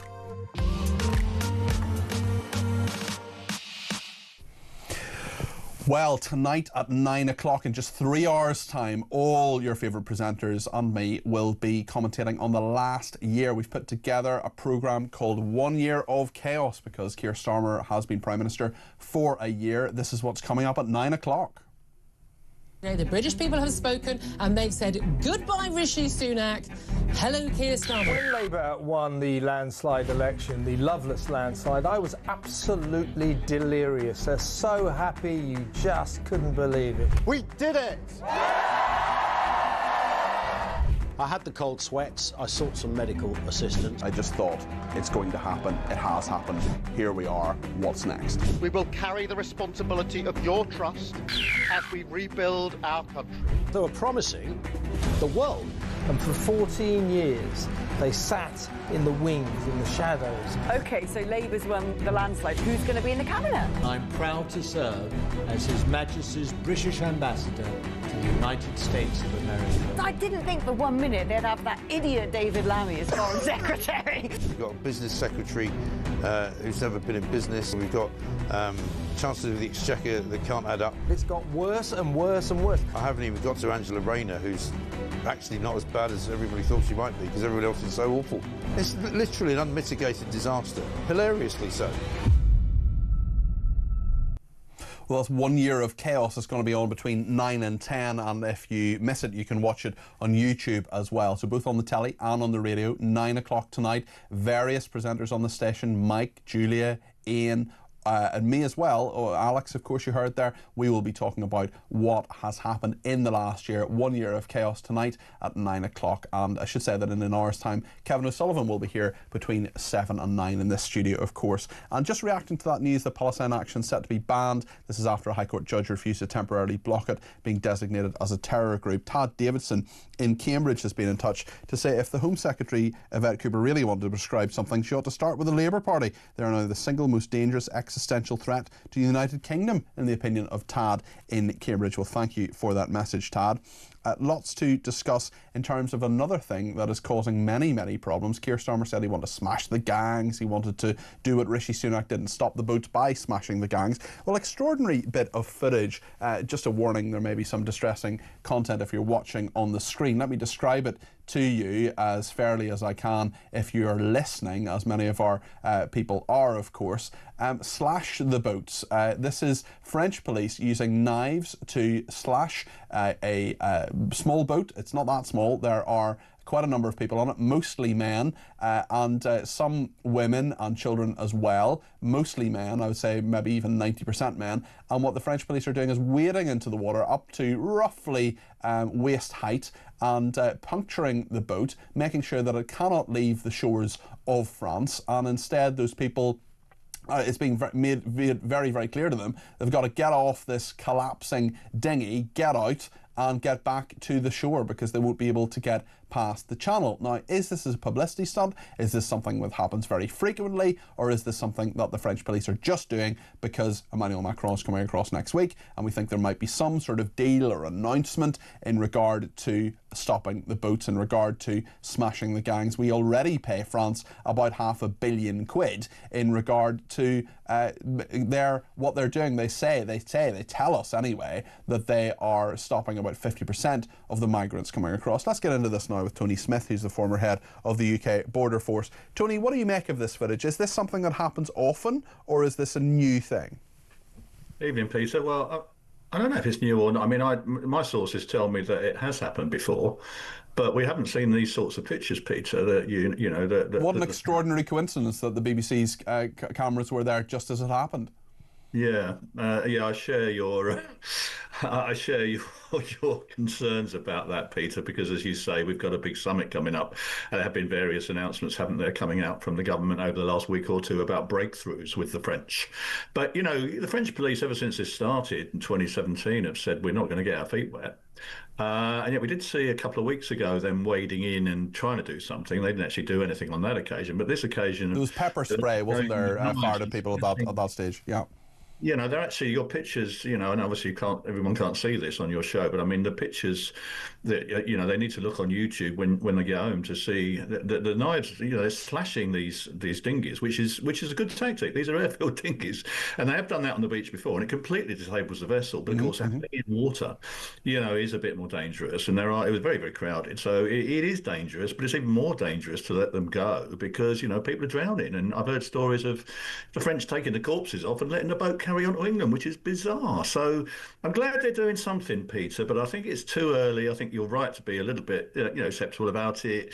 Is this a brave new dawn? Have they got the breakthrough that we've been trying to get with the French? They really are seriously going to stop the boats in the sea, as well as on the beaches. And when are we going to see these French patrol vessels that, you know, that could come up very close to the shore, actually, and make sure that they're not able to get out of their depth? You know, I'd like to see a bit more sophistication to the operation, I suppose. And you would think with £500 million that, you know, we were talking to Martina Bett the other day. I think it was Wednesday. I was chatting to her from The Sun. She'd done a big story about the buggies, the little buggies, and all the different equipment that we're funding, the drones. There's so many things that the French do have, yet there are so many people still leaving their shores, heading to Britain, and we have record numbers now, over 20,000 people this year alone. Yeah, I do know a little bit about border technology, and there certainly is technology available, Peter, to do a lot of things that I don't see being done. I mean, these sort of inland waterways where you see camera crews going over there and finding a boat that the French can't. I mean, they have got drones, they have got satellite imagery. You know, it shouldn't be too difficult to see where these boats are launching from and to disable them before they even get to the beaches, which I haven't seen happen yet. So I'm really interested to see how this pans out. But I feel a little bit cautiously optimistic that the French at least seem to be doing something right now, but you never know how this is going to pan out, do you? When it's interesting domestically in terms of French politics, I mean, if that flow doesn't happen, well, then they'll be concentrated in France, and that will create a bigger problem for Macron. That is just the reality of the politics of that country. I just wonder next week, if there is a deal to be done with Macron, if there is a change to happen, in your expert opinion, Tony, what should happen? What would you like Starmer to announce next week, if there is to be an announcement, and that you're going to point at the TV and say, actually, yes, that's going to work? Safe third, Peter, which is what I wrote 2018. Safe third country agreement with France. Never been able to get it. because the French wouldn't agree to it, or the EU wouldn't, more to the point. Everyone's saying that's all about Brexit. Actually, Peter, it's nothing to do with Brexit. I mean, I was in the Home Office before Brexit, and French never took any asylum seekers back under the Dublin Convention at all. So we haven't been able to get an agreement with them since the gentleman's agreement back in the 90s. But if he can persuade the French to actually take people back, whether we're within shallow waters of France or whether we're in the Dover Harbour, that's what we want to do. My worry is, what are we selling down the river, excuse the pun, to achieve that? This one-to-one makes me nervous, because I'm wondering if they're going to start opening up the door for people that we don't currently have a door open to. There's a lot of people in France that quite like to come over here that can't. Are we saying that they will suddenly open, because refugee family reunification is already an option for migrants in France? So I don't know what the deal is and what we're taking, but you're right in terms of what is it in it for the French from all of this. I would imagine they will want to sell this to their people. Well, actually, we've persuaded the Brits to take some more people from here that actually they currently don't take. So I think it's going to be a really tricky one to see how it goes, and I'm watching this very, very closely, but I think the devil will be in the detail. At the moment, the jury's out, I think, Peter. I'm not at all sure that this is going to work, but fingers crossed, Tony, thanks for your analysis there. Tony Smith there, a former head of UK Border Force. What do you think about this? 0344 499 1000. Do you think the French are doing something that they should have done a long time ago? Will this strategy work? Should they do it with all the boats? I think that certainly disabling those boats, that's going to smash the gangs, because they're going to stop, well, maybe not smash them, but at least stop them a little bit. It is an effective strategy because people have to get off the boat. 0344 499 1000. It is a year of Keir Starmer, of course. Let's just remind ourselves, a year ago today, this was Keir Starmer, of course, declaring victory, saying we did it. This is something that happened in the wee hours of the night. Of course, it was the following day, the 5th of July, that he went to the palace and indeed became Prime Minister officially. But we knew on the 4th, we knew pretty soon on the 4th after 10 o'clock. I remember reporting on it. A long night for me and for many, many people interested in politics as well, of course, in regard to Labour's victory. Huge majority, but it's all gone horribly wrong since then. Let's just remind ourselves of what Keir Starmer said at the time.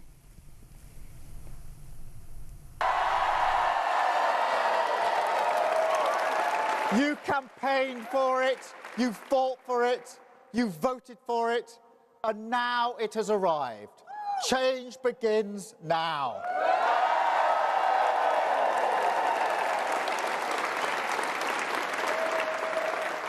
And it feels good, I have to be honest.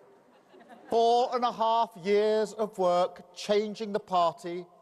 This is what it is for. Keir Starmer speaking there, the Prime Minister, exactly a year ago today. Well, how has that year gone? Let's speak to Chris in Grimsby. 0344 499 1000 is the number Chris has rung. Chris, are you incredibly ecstatic and think that Keir Starmer is a marvellous human being? He's done a fantastic job and we should all be very grateful to him. No, I'm sorry, I don't. That's okay. I didn't think you were going to be honest. He's the worst thing that's ever happened to this country. And my idea, and it could be done, it can happen, there's at least 150 or more MPs that know they will not get voted in at the next election. They should cross the floor and join Reform now. All of them? All of these people? 150 MPs crossing the floor? Yes, they should, yes. Do you think they're going to? What if they don't share the values of Reform UK? What if they're people who are Labour through and through or Conservative through and through? Well, there certainly wasn't that many MPs that believed in the Labour policy when it came to the welfare. Reform. Pardon? Welfare reform, yeah. Yes, there was plenty going to vote against that. Mm-hmm. So that they ought to go over, and they will then ensure their re-election. But does the electorate actually want that, or do they want new people who haven't been in a party previously, who might say, well, actually, you're properly Reform UK, you're actually someone who believes this stuff, rather than just trying to save your own skin? Well, no, it's not a case of saving their own skin. I think these people actually do not believe in what Starmer wants, and that they want to be more fair and look after our own people more than what Keir Starmer does. Okay, and that's the best way for them to prove what their thoughts are. Interesting thought there, Chris. Thank you. That was Chris in Grimsby. David's giving me a ring from County Durham. David, I think it's migration you want to talk about. Yeah, it's regarding the dinghies. There's quite a simple way to stop them. If our fishermen take their fishing nets, a salmon net, which is about 1 metre deep, corked ropes, and stretch them out in the line of where these dinghies are coming, the rope or the net would wrap around the propeller and stop them dead in the water. They wouldn't be able to go anywhere. Why should the fishermen have to do it, though? Surely Border Force, or better still, the French, can actually stop them before they come across. Yeah, but do you think Border Force are going to do that? Well, we've seen the French there, you know, slashing those boats. I mean, that's a positive step, is it not? It's a what? A positive step, is it not? Well, the French won't go any more than 100 yards offshore. Once they're past 100 yards, the French stop and turn back. If you put these nets out or ropes, the fishermen are quite peeved at the moment. I think they'd jump at the chance. You put them cork ropes out and it stops... if it stops the dinghies every day, they'll stop doing it. Would the fishermen themselves not be at risk? I mean, is there an incentive for them to do this? Well, we could have a GoFundMe and pay them. What do you think, David, about Keir Starmer? Do you think he has done anything to stop illegal migration to our shores in the last year? I don't think he's actually interested. I think he's allowing it. We now have hotels that were selling their own cooking and selling food. How come they're living in hotels in London and using and working for Deliveroo? I thought that was illegal. Well, I thought so too, and actually I am someone, David, who has occasionally got deliveries from Deliveroo or Uber Eats or one of those kind of places, and what I've seen more than once is when you get the little photograph of the person who's allegedly coming to your door, and it's actually someone else, and you think, hold on a second, that's not the person who the photograph is here for, and there's clearly some jiggery-pokery there, isn't there? Yeah, it's disgusting. Yeah. And our police just seem to side on the people, on the migrants and the hotel owners. David, thanks for your thoughts. That's David in County Durham there. Thank you to that. Lots more on Matthew Hulbert, who was here just over an hour ago, I think. He was here in the 4 o'clock hour. Suzanne says, Matthew, I have no words other than wake up. What antiquated views of the NHS? Why should we wait for treatment if there's a faster way and private practice can help out? Surely the quickest way to relieve pain is the right answer. He is delusional. Andy says, I'm fortunate, well paid, children in good independent schools, beneficiary of private healthcare, etc., etc. Would, however, happily pay an extra penny in income tax for schools, an extra penny for education, an extra penny for welfare. But let's be honest, it wouldn't end up having an impact where it was meant to, but would simply be consumed by extra management. People doing non-jobs and other initiatives would serve the few rather than the many. Thank you to Bill in Northumberland, who says if Reform started publicising the findings of their Doge initiatives in the county councils, their popularity would rocket even further, says Bill in Northumberland. He says he's enjoying the debates today. Liz in Darlington says, just because you have private health insurance doesn't mean you don't use the NHS. There are many things private healthcare doesn't cover, the most obvious one being accident and emergency treatment. So you still need to contribute towards it, as you will be using it should the worst happen. Great show, says Liz.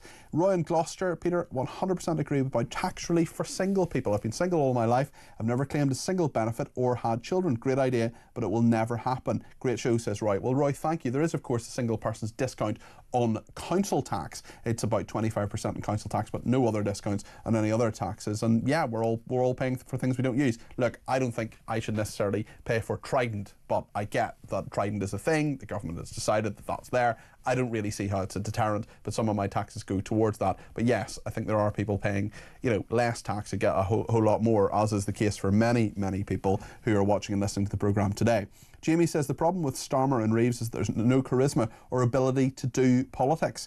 John in London says, I think Georgina is so right in what she said a little bit earlier on. Howard says no one living at home with their parents should get a penny in benefits. Rachel Reeves says someone else probably cried as she knows she'll be out of her job soon, and that probably means no more free Taylor Swift tickets. Ian from Walsall, perhaps that's the way forward with stopping the boat. Stop giving the money to the French government. Tell the police they will pocket €500 from every boat they scupper. And another person says, wake up, Peter, the French are not going to help us. Well, in that footage, okay, it's only one piece of footage, it's only one boat, but they did help us there. They did stop those migrants crossing on that particular vessel. Will they do that more? Was that a publicity stunt? Lots to debate. Let me know your thoughts before 7. 0344 499 1000. We're going to talk to Nick Berg in just a second. He's the author of a new book called Shadows of Tehran. He was born in Iran, fought in the American army. Really, really interesting thought. As a boy, he lived through the rise of the Islamic Republic and the tightening grip of their regime. Then he emigrated to the US. It'd be really interesting asking him about his time in the US military and also the crisis that, of course, has emerged in Iranian-American relations, not just over the last few years, but the bombing campaign over the last few weeks. Lots to discuss with him and with you coming up next here on Talk.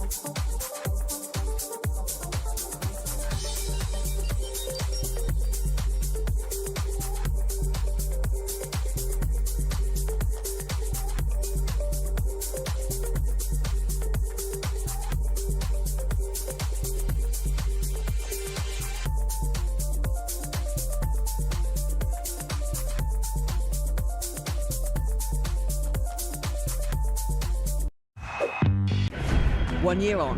And it's already falling apart. We did it! Smash the people smuggling gangs. There is no deterrent. More and more migrants have come to Britain. I thought Starmer would definitely last the 4 or 5 years. Now I'm thinking 2 maximum. And it turns out that Keir Starmer had a wardrobe busier than David Beckham's. One explosive hour. U-turn after U-turn. I'm frightened about how bad they are. Absolute incompetence and deceit. 1 year of chaos. Only on Talk.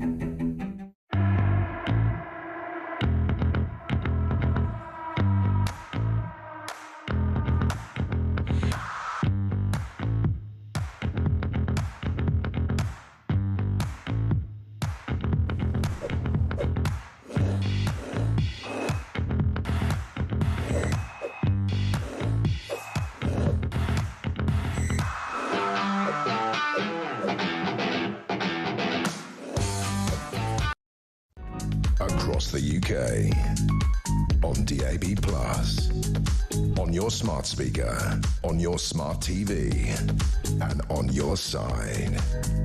This is Talk. Thank you to Leslie, who's been in touch and says, hi Peter, Union flag should be at half-mast on all civic buildings to mark 1 year of lies, taxes and chaos under Labour. Martin in Oastry says, very sceptical of the French slashing the boat more than once, especially as the BBC cameras were there. I think it's a publicity stunt. Another person says, once the migrants see the French slashing the boats, the migrants will become more dangerous and ready to attack the police. We will see what happens there. And just on the politics as well, Rayner was always a Corbyn supporter. Will she join him or has a ministerial car and Grace and Favour House changed her socialist views. I don't think that's really true, actually. I think that Angela Rayner is more complicated than that in regard to her politics. So I think I don't quite agree with that. I know certainly she's definitely more to the left than Keir Starmer. There's absolutely no doubt about that. But I just don't see her as a Corbynista. I never have, actually. It's more complicated than that, I think. But listen, lots to discuss before 7. Give me your thoughts. 0344 499 1000. I want to talk now to Nick Berg. Now, Nick was born in Tehran to an Iranian mother and an American father. As a boy, he lived through the rise of the Islamic Republic and the tightening grip of their regime before emigrating to the US. He's written a novel which has actually already won an award, and very well done for that. Nick joins me in the studio now.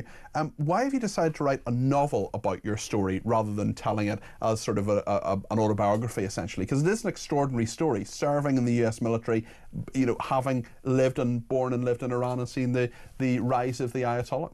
Yeah, the main reason that I wrote it as a fictional novel is because it's a traumatic read, and as the readers will read the book, they'll understand more about it and about the trauma inside of it. So the number one was I wanted to be somebody else, because when you write it as a memoir or as a something like that, it usually drives you to explain yourself and to justify the things that you did. I wanted to be authentic. So I wrote it as a fiction. And plus, I had some military things that are in there that a lot of things I had to fictionalize a little bit because of the military secrets and things like that, working with special operations in the U.S. Army.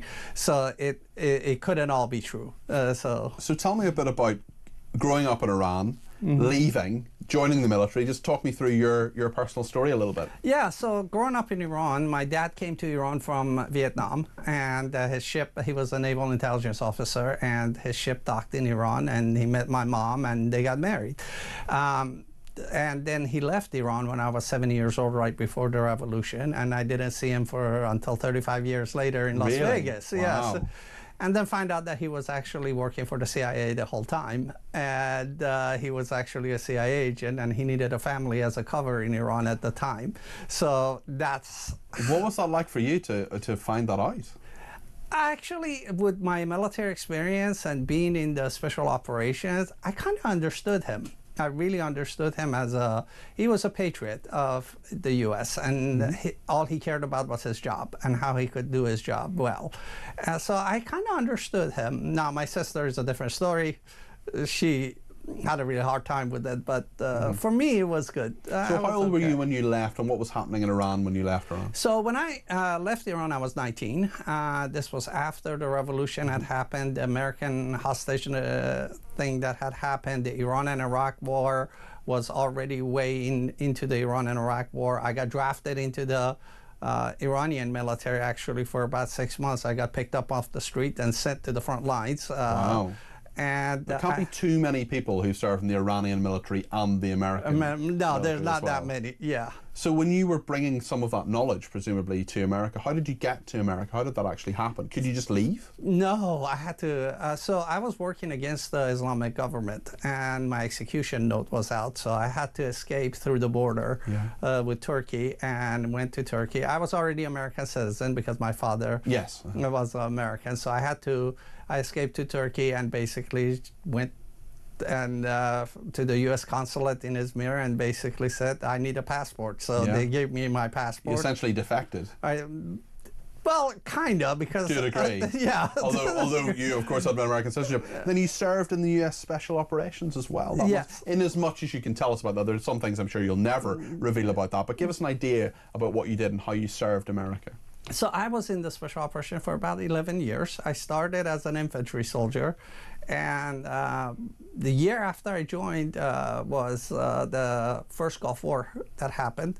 So I went back to Saudi Arabia, fighting the Iraqis again from a different angle, with a different country, with a different thing. And different flag, different uniform, for the same enemy. Yes, same enemy, exactly. Same enemy, fighting again. And so I went through a lot of training within the special operations, and because I speak Persian and I speak Arabic, I was a great asset to the U.S. Army. I know what you're hinting at, yes. but I'm very, very, very interested. I'd love to know the full story. I think I probably never will, but there we are. Really, really interesting, Nick, as well, that you, of course, have been seeing Iran develop as a nation. We've had the bombing campaign recently. Is that something you support in regard to what President Trump did? Absolutely, because that bombing campaign wasn't about the Iranian people. It was about the regime. And a lot of the people in the West don't understand that, because their governments are democratic, it's elected by the people, right, left, either way, is elected by the people, and they see the people and the government as one. This is basically, Iran right now is a country that's being held hostage. And the way we kind of looked at it, and this is with some of my friends in Iran that I still have contact with, the way they look at it and the way we look at it is that in 539 BC, Cyrus the Great freed the Jews from Babylon and sent them back to build their temple. This is the way for Israel to pay back that favor that we made for them. That's how we look at it. Wow. So, I mean, what do you think the chances are that their regime will fall? And also, people say get rid of Ayatollah Khomeini, the dictatorial and brutal leader of Iran, but some people might worry what comes next. Yeah, so right now, the strongest opposition is the Crown Prince of Iran, the son of the ex-Shah of Iran. He's the strongest opposition group. And he had really said that he doesn't want to reinstate the monarchy. He wants to come back and let the Iranian people elect what they want to do and what kind of a government, what form of government they want to have in this process. I think regime right now is at its weakest points, with most of its IRCG, which is the guardians of the revolution, not the military, but the IRCG. Those are two different things as well. Yes. Those guys, with all of their leaders being killed during this Israeli attack, they're at their weakest point. I don't think there is anybody in the government that can hold this together, and Khamenei is actually really weak right now. Anyway, and why is he weak at the moment? Is this to do with the campaign, the bombing campaign, or are there many other factors in this as well? So for years they've been campaigning around this nuclear enrichment, that they're really building the military. The missiles are going to be really strong. Iran had been projecting this powerful image to its own people. So many people, of course, in the West, people like the UN, for example, saying, well, actually, they're not developing nuclear weapons. I mean, why are they enriching their uranium? That's just not for fun, is it? Right, exactly. And everybody knows they are developing nuclear weapons, and they want to have that. I don't think there's any doubt in any Iranian's mind that they wanted to reach there and be the next North Korea, basically. And they know that if they have nuclear weapons, nobody can touch the governments. And that was their strong point. But with the recent developments in the Middle East, and with Trump going to Middle East and looking at all of the different things that have happened in Bahrain, in Kuwait, in Qatar, all these countries are modernizing, they're becoming these great countries, and Iran used to be there 40 years ago ahead of everybody else. And now the people are looking at it and saying, wow, we barely have electricity right now, there's droughts everywhere, the government is not taking care of the people, all of that. And all of this money they were talking about that they're spending on this powerful army and things, and that didn't hold up well either. So where's all the money going? And the money's going to Hamas, to Hezbollah, to the Houthis in Yemen, and all of that stuff. So people are really questioning the whole process. Do you think there is a possibility of a ceasefire in the Middle East at the moment? Certainly Trump is talking about possible 60-day ceasefire between Israel and the terrorists in Gaza. What do you make of that? That whole conflict over there is that people really, especially people on the left, doesn't understand that process, is that it's a war, and that Israel didn't start that war. The Hamas started that war. And there's a lot of people talk about, oh, there's innocent people dying and stuff. Right, exactly. Of course that happens, but that very sadly happens in war. But it's a war. Yeah. And it's the way I kind of look at it is, do we justify not bombing Berlin during World War II because there were innocent people in Berlin? But the Nazi regime had to come down. Yeah. And this is the same process with the Hamas. Final question. It would be unthinkable for you to return to Iran at the moment. Do you ever see a time, is it a hope, is it a dream, to go back to the streets you lived on as a boy? Absolutely. That will always be home for me. And the people of Iran are wonderful people. They're very educated. We have the highest level of women's education, highest level of educated people in Iran. I really want to go back, and I really want to go back and be home again, say it that way. I hope you get your wish. That is Nick Berg there, who is the author of Shadows of Tehran. It's a novel, it's out now, but what a life, my goodness. And I'm sure Nick can't say this, but I expect you've saved many lives in the process. So Nick's novel is out now. It's won awards already. It is called Shadows of Tehran. Thank you for joining me on Talk. Really appreciate you doing so. We'll talk to the night news editor of The Sun next. John will be with me, John Lucas, in the studio, taking a look at what is happening in the paper tomorrow. Lots about Oasis, as you can imagine, because they are at the Principality Stadium in Cardiff tonight. Full coverage, of course, there. We'll hear from John what the plans are for the paper and get all your thoughts and comments between now and 7 o'clock. Stay with us here on Talk.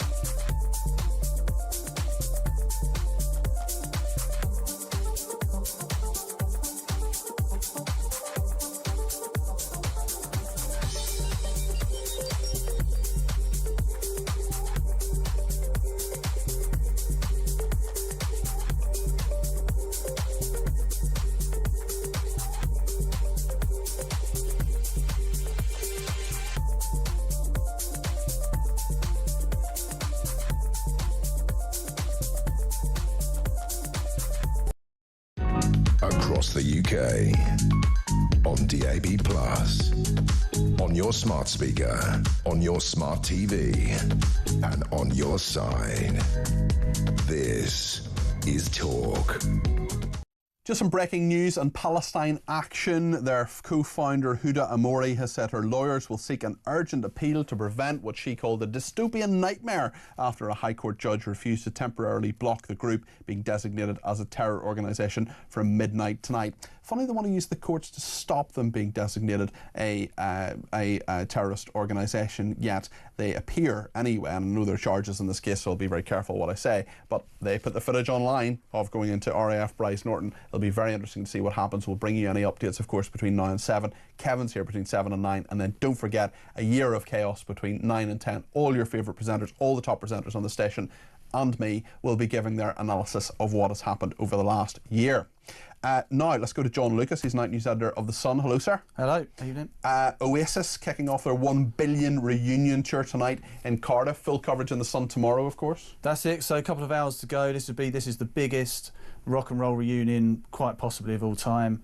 I think it's going to be worth about £1 billion to the British economy. More than Taylor Swift, even. Yeah, it's going to be huge. And Noel and Liam personally, this is 41 gigs across 5 continents, 9 countries. I think they're going to pick up about £6 million each per show, so it's a huge thing. 6 million a show? Yeah, 6 million a gig. Are they going to get through it without falling out, though? That's my question. Well, they didn't get through the last one, did they? No. It all sort of started falling apart, and Liam lost his voice, I think. I can't remember exactly how it all happened, but hopefully, well, we're going to find out tonight whether he's still got it, whether Liam Gallagher's still going to have his swagger. Of course, no doubt about that. There's been a spike in bucket hats as well, apparently. Yeah, bucket hats. We watched. They were turning up by the bucket load. Thousands of these things. What are they? £20 a pop or something. The Adidas ones, I think, are 42 pounds or something. It's a lot of money. It's silly money. People have flown thousands of miles from around the world. We've been down there speaking. So there's one chap from Japan. He travelled nearly 9,000 miles, and he spent £7,000 to get there for this gig. And better be good. Yeah, better be good. They've been queuing up. So they've been hoping outside the stadium that they'll hear a little bit of the final preparations. But this is at Cardiff Principality Stadium. They can close the roof, so they've been in there playing, but nobody's heard anything yet. So we're not quite sure. We think we know what the set list is going to be, but there's been a lot of leaks. Some wind-up leaks with essentially the list of some of Oasis's worst songs. What's your favourite Oasis song? Well, look, people slate the band a little bit and say they've only got 2 good albums, right? So I think the first one's probably the best. It's got to be Cigarettes and Alcohol. That's my one. I really like the song "Stop Crying Your Heart Out." I don't know why. It's just quite a good song. Yeah. Pop the Boats as well. French police finally getting into the sea, slashing a migrant boat. You'll be covering that. Yeah. So finally, I mean, I know you've been talking about it a bit today, but we've seen this happen. It's essentially what we've been saying for ages. They sort of push them into the water. Just get in there with a knife and slash them. The French did argue before it's too dangerous for them even to put a foot in the water, so they couldn't do it. They've changed the rules so they can do it. Now, the timing of this is next week. Yeah. Macron's coming. This is all about.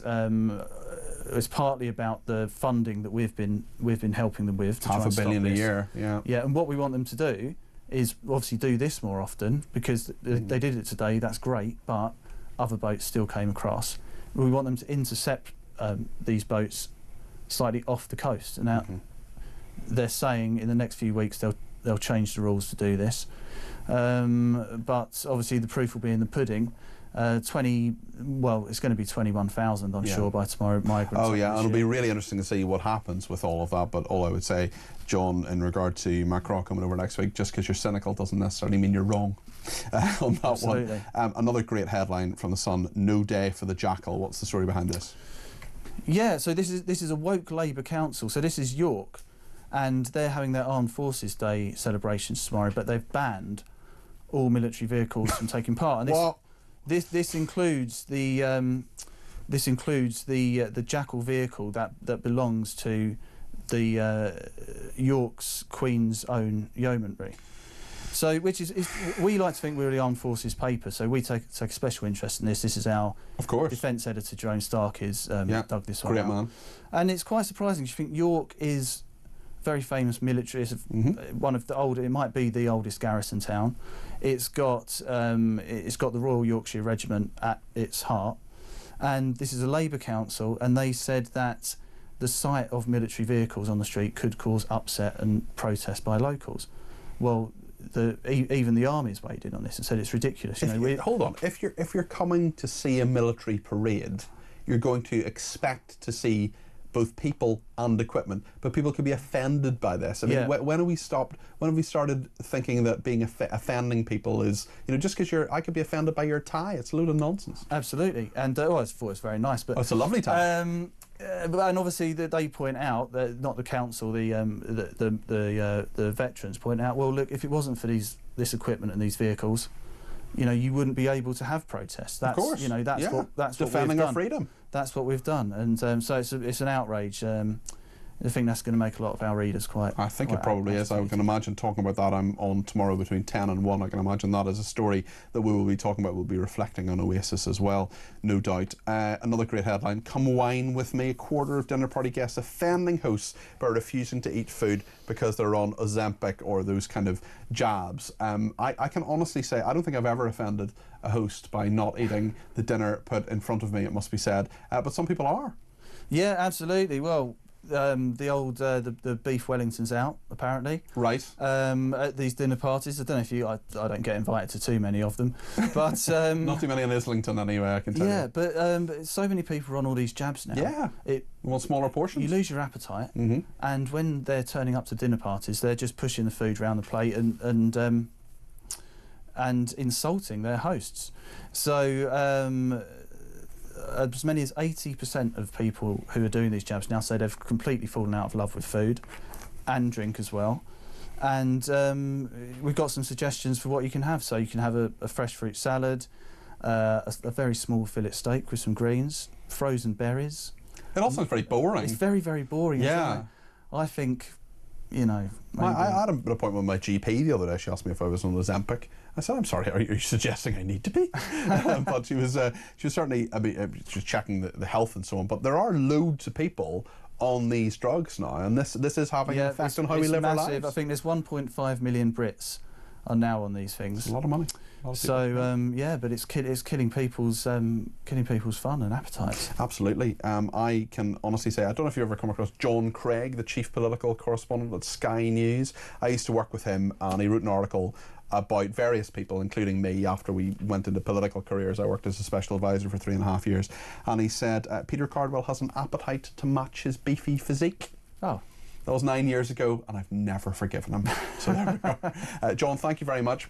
Packed paper tomorrow. The Sun, of course, you can go online and see some of those stories already. Some of them will be put up later, and of course you can get your paper copy tomorrow. No doubt tomorrow on my programme we'll be talking about quite a number of those main stories. Thank you to John Lucas, who's the night news editor of The Sun, and thank you to James, who's been in touch and says, rather than smashing the gangs, the government could do worse than hiring the gang leaders as business consultants. Let's face it, migrant smuggling is the only growth industry we've seen in this country for the last decade. And another person says, just seen French police slashing migrant boats, £500,000 and they buy a couple of Stanley knives. It's a very fair point. More of your thoughts next, before we talk to Kevin O'Sullivan about what's coming up on his show between 7 and 9. And don't forget, of course, A Year of Chaos, the documentary, on between 9 and 10 tonight. Stay with us here on Talk.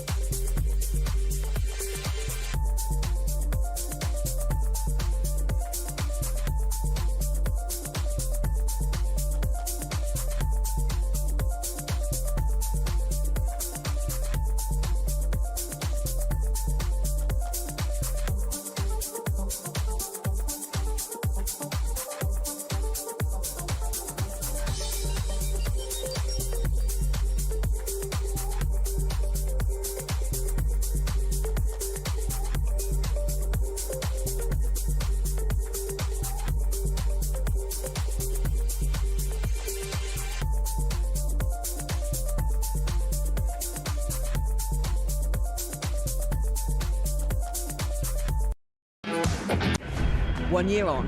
And it's already falling apart. We did it! Smash the people smuggling gangs. There is no deterrent. More and more migrants have come to Britain. I thought Starmer would definitely last the 4 or 5 years. Now I'm thinking 2 maximum. And it turns out that Keir Starmer had a wardrobe busier than David Beckham's. One explosive hour. U-turn after U-turn. I'm frightened about how bad they are. Absolute incompetence and deceit. 1 year of chaos. Only on Talk. Across the UK, on DAB+, on your smart speaker, on your smart TV, and on your side. This is Talk. Thank you so much to everybody who has been in touch, including Mark on Twitter. He says Zara Sultana and Jeremy Corbyn's new party should be called the Fruit and Nut Party. I'd love a bar of fruit and nut. Natalie says John Bolton is a bitter old man who was fired by Trump. What did you expect him to say about the big beautiful bill? I'm not sure I agree with that analysis. Certainly he was fired by Trump. I thought he might be a bit more charitable towards it. If you think it's a good bill, let me know. You've got 9 minutes in order to do so. Rich has been in touch and says, Peter, are you going back to Wimbledon this evening for the tennis action after the show? I know I look a bit like Claire Boulding, but I'm still not Claire Boulding. But thank you nonetheless, Rich. The joke is wearing a little bit thin now, but it is quite funny. Clive Soley, Lord Soley, is living in a dream world, says Dave. Natalia says, wow, Peter, thank you for having Nick Berg on. What a man. I found that interview fascinating. I don't know about you. I know Natalia did, but really, really interesting guy. Born in Iran, dad a CIA agent, comes over, joins special operations. Incredible. And Les has got an AI generated image of Angela Rayner stabbing Keir Starmer and says perhaps Monsieur Starmer should employ that gendarmerie to slash the benefits bill and lend his gully to the cabinet for an Emperor Caesar Starmerous moment to Angela. Andy says this puncturing the boats is just a stunt due to Macron's state visit this week. The timing says it all. And Soph says the French police slashing the boat with a Stanley blade is a publicity stunt. They aren't even prepared, otherwise they'd be wearing wetsuit leggings. There's no way they're going to stand around all day in soaking trousers, boots and socks. Just talking about stabbing Starmer, obviously that's a joke, it's a metaphor, and obviously we don't encourage anybody to take the law into their own hands in any regard. We can criticise politicians as much as we want, of course. More breaking news. Lawyers on behalf of Palestine Action are going to seek permission to challenge the High Court judge's refusal to temporarily block an immediate ban on the grouping at a hearing in about 10 minutes' time. This is according to the Press Association. This is after the co-founder Huda Amori said her lawyers are going to seek this urgent appeal to prevent what she called a dystopian nightmare after a High Court judge refused to temporarily block the group being designated as a terror organisation from midnight tonight. Well, it'll be very interesting to see what the High Court does. Factually, in the last few days, both the House of Commons and the House of Lords has voted to agree with the Home Secretary, Yvette Cooper, to designate Palestine Action as a terrorist organisation, a prescribed organisation. It will be very, very interesting to see what happens. Just one of the challenges that Labour has had over the past few years. Let's just remind ourselves of the moment this day last year that Labour won the election. We did it! You campaigned for it, you fought for it, you voted for it, and now it has arrived. Change begins now.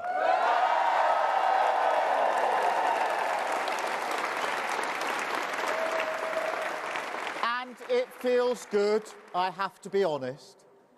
4.5 years of work changing the party. This is what it is for. That's Keir Starmer there talking a year ago, and tonight we're going to recap the first year in a special documentary. It's starting at 9 o'clock. Let's have a little preview. The British people have spoken and they've said goodbye Rishi Sunak, hello Keir Starmer. When Labour won the landslide election, the loveless landslide, I was absolutely delirious. They're so happy you just couldn't believe it. We did it!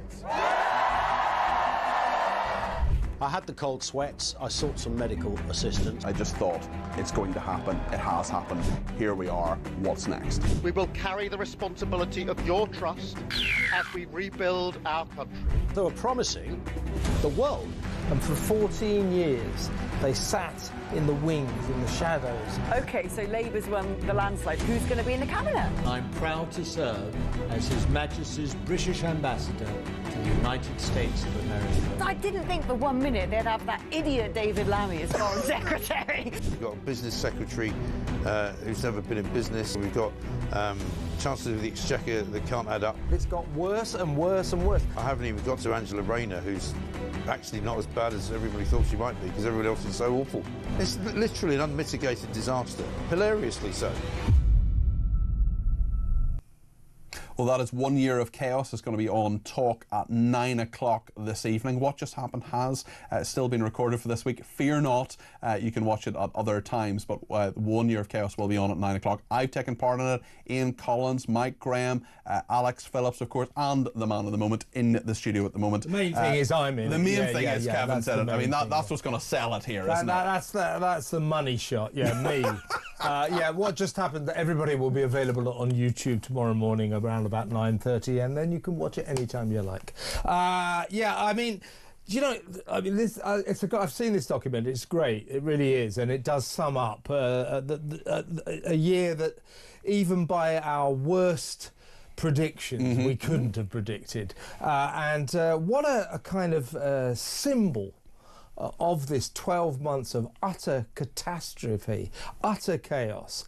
Who would have thought, after they were elected, that we would be sitting there in almost 12 months' time watching the Chancellor of the Exchequer sobbing her heart out in the House of Commons? Extraordinary. Right. Extraordinary. And we were told under, great sages like Andrew Marr, I remember being in Question Time saying, finally the grown-ups are in charge. Things are going to calm down after, 10 years. We've had the Scottish referendum, Brexit, the chaos of Boris, the 2017 election, 2019 election. Finally, we've got, a sensible, stable government. It hasn't been sensible. It hasn't been stable. We're, a year of chaos, quite literally. And, their big refrain was the adults are back in the room. Well, that's exactly what they haven't been. They've been like a bunch of squabbling teenagers, incompetent teenagers.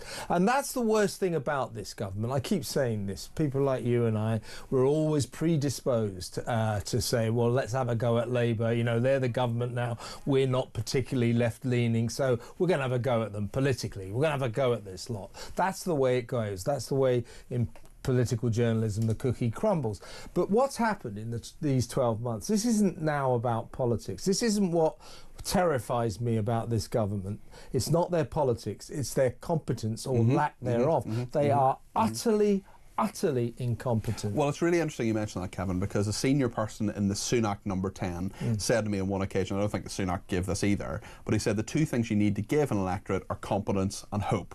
Now, there has not been competence over the last year, certainly not domestically. Maybe there's a little bit of an argument that can be said internationally, although Chagos was a total disaster.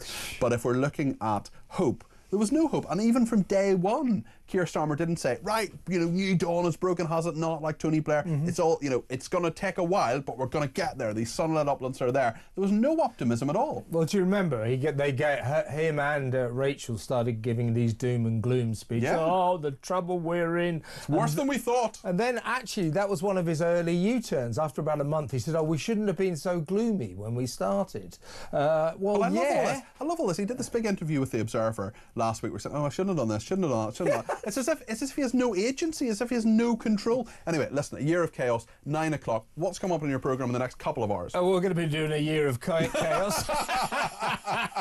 It's not 2 hours of chaos, Kevin. We're going to have a look at this extraordinary BBC film where they finally slashed a boat. They stabbed the dinghy and it sank. Finally, the gendarmes have stopped a boat. You think, yes. Oh, well, I suppose that's something. Now to make it plural. What a coincidence that a BBC film crew Weird, was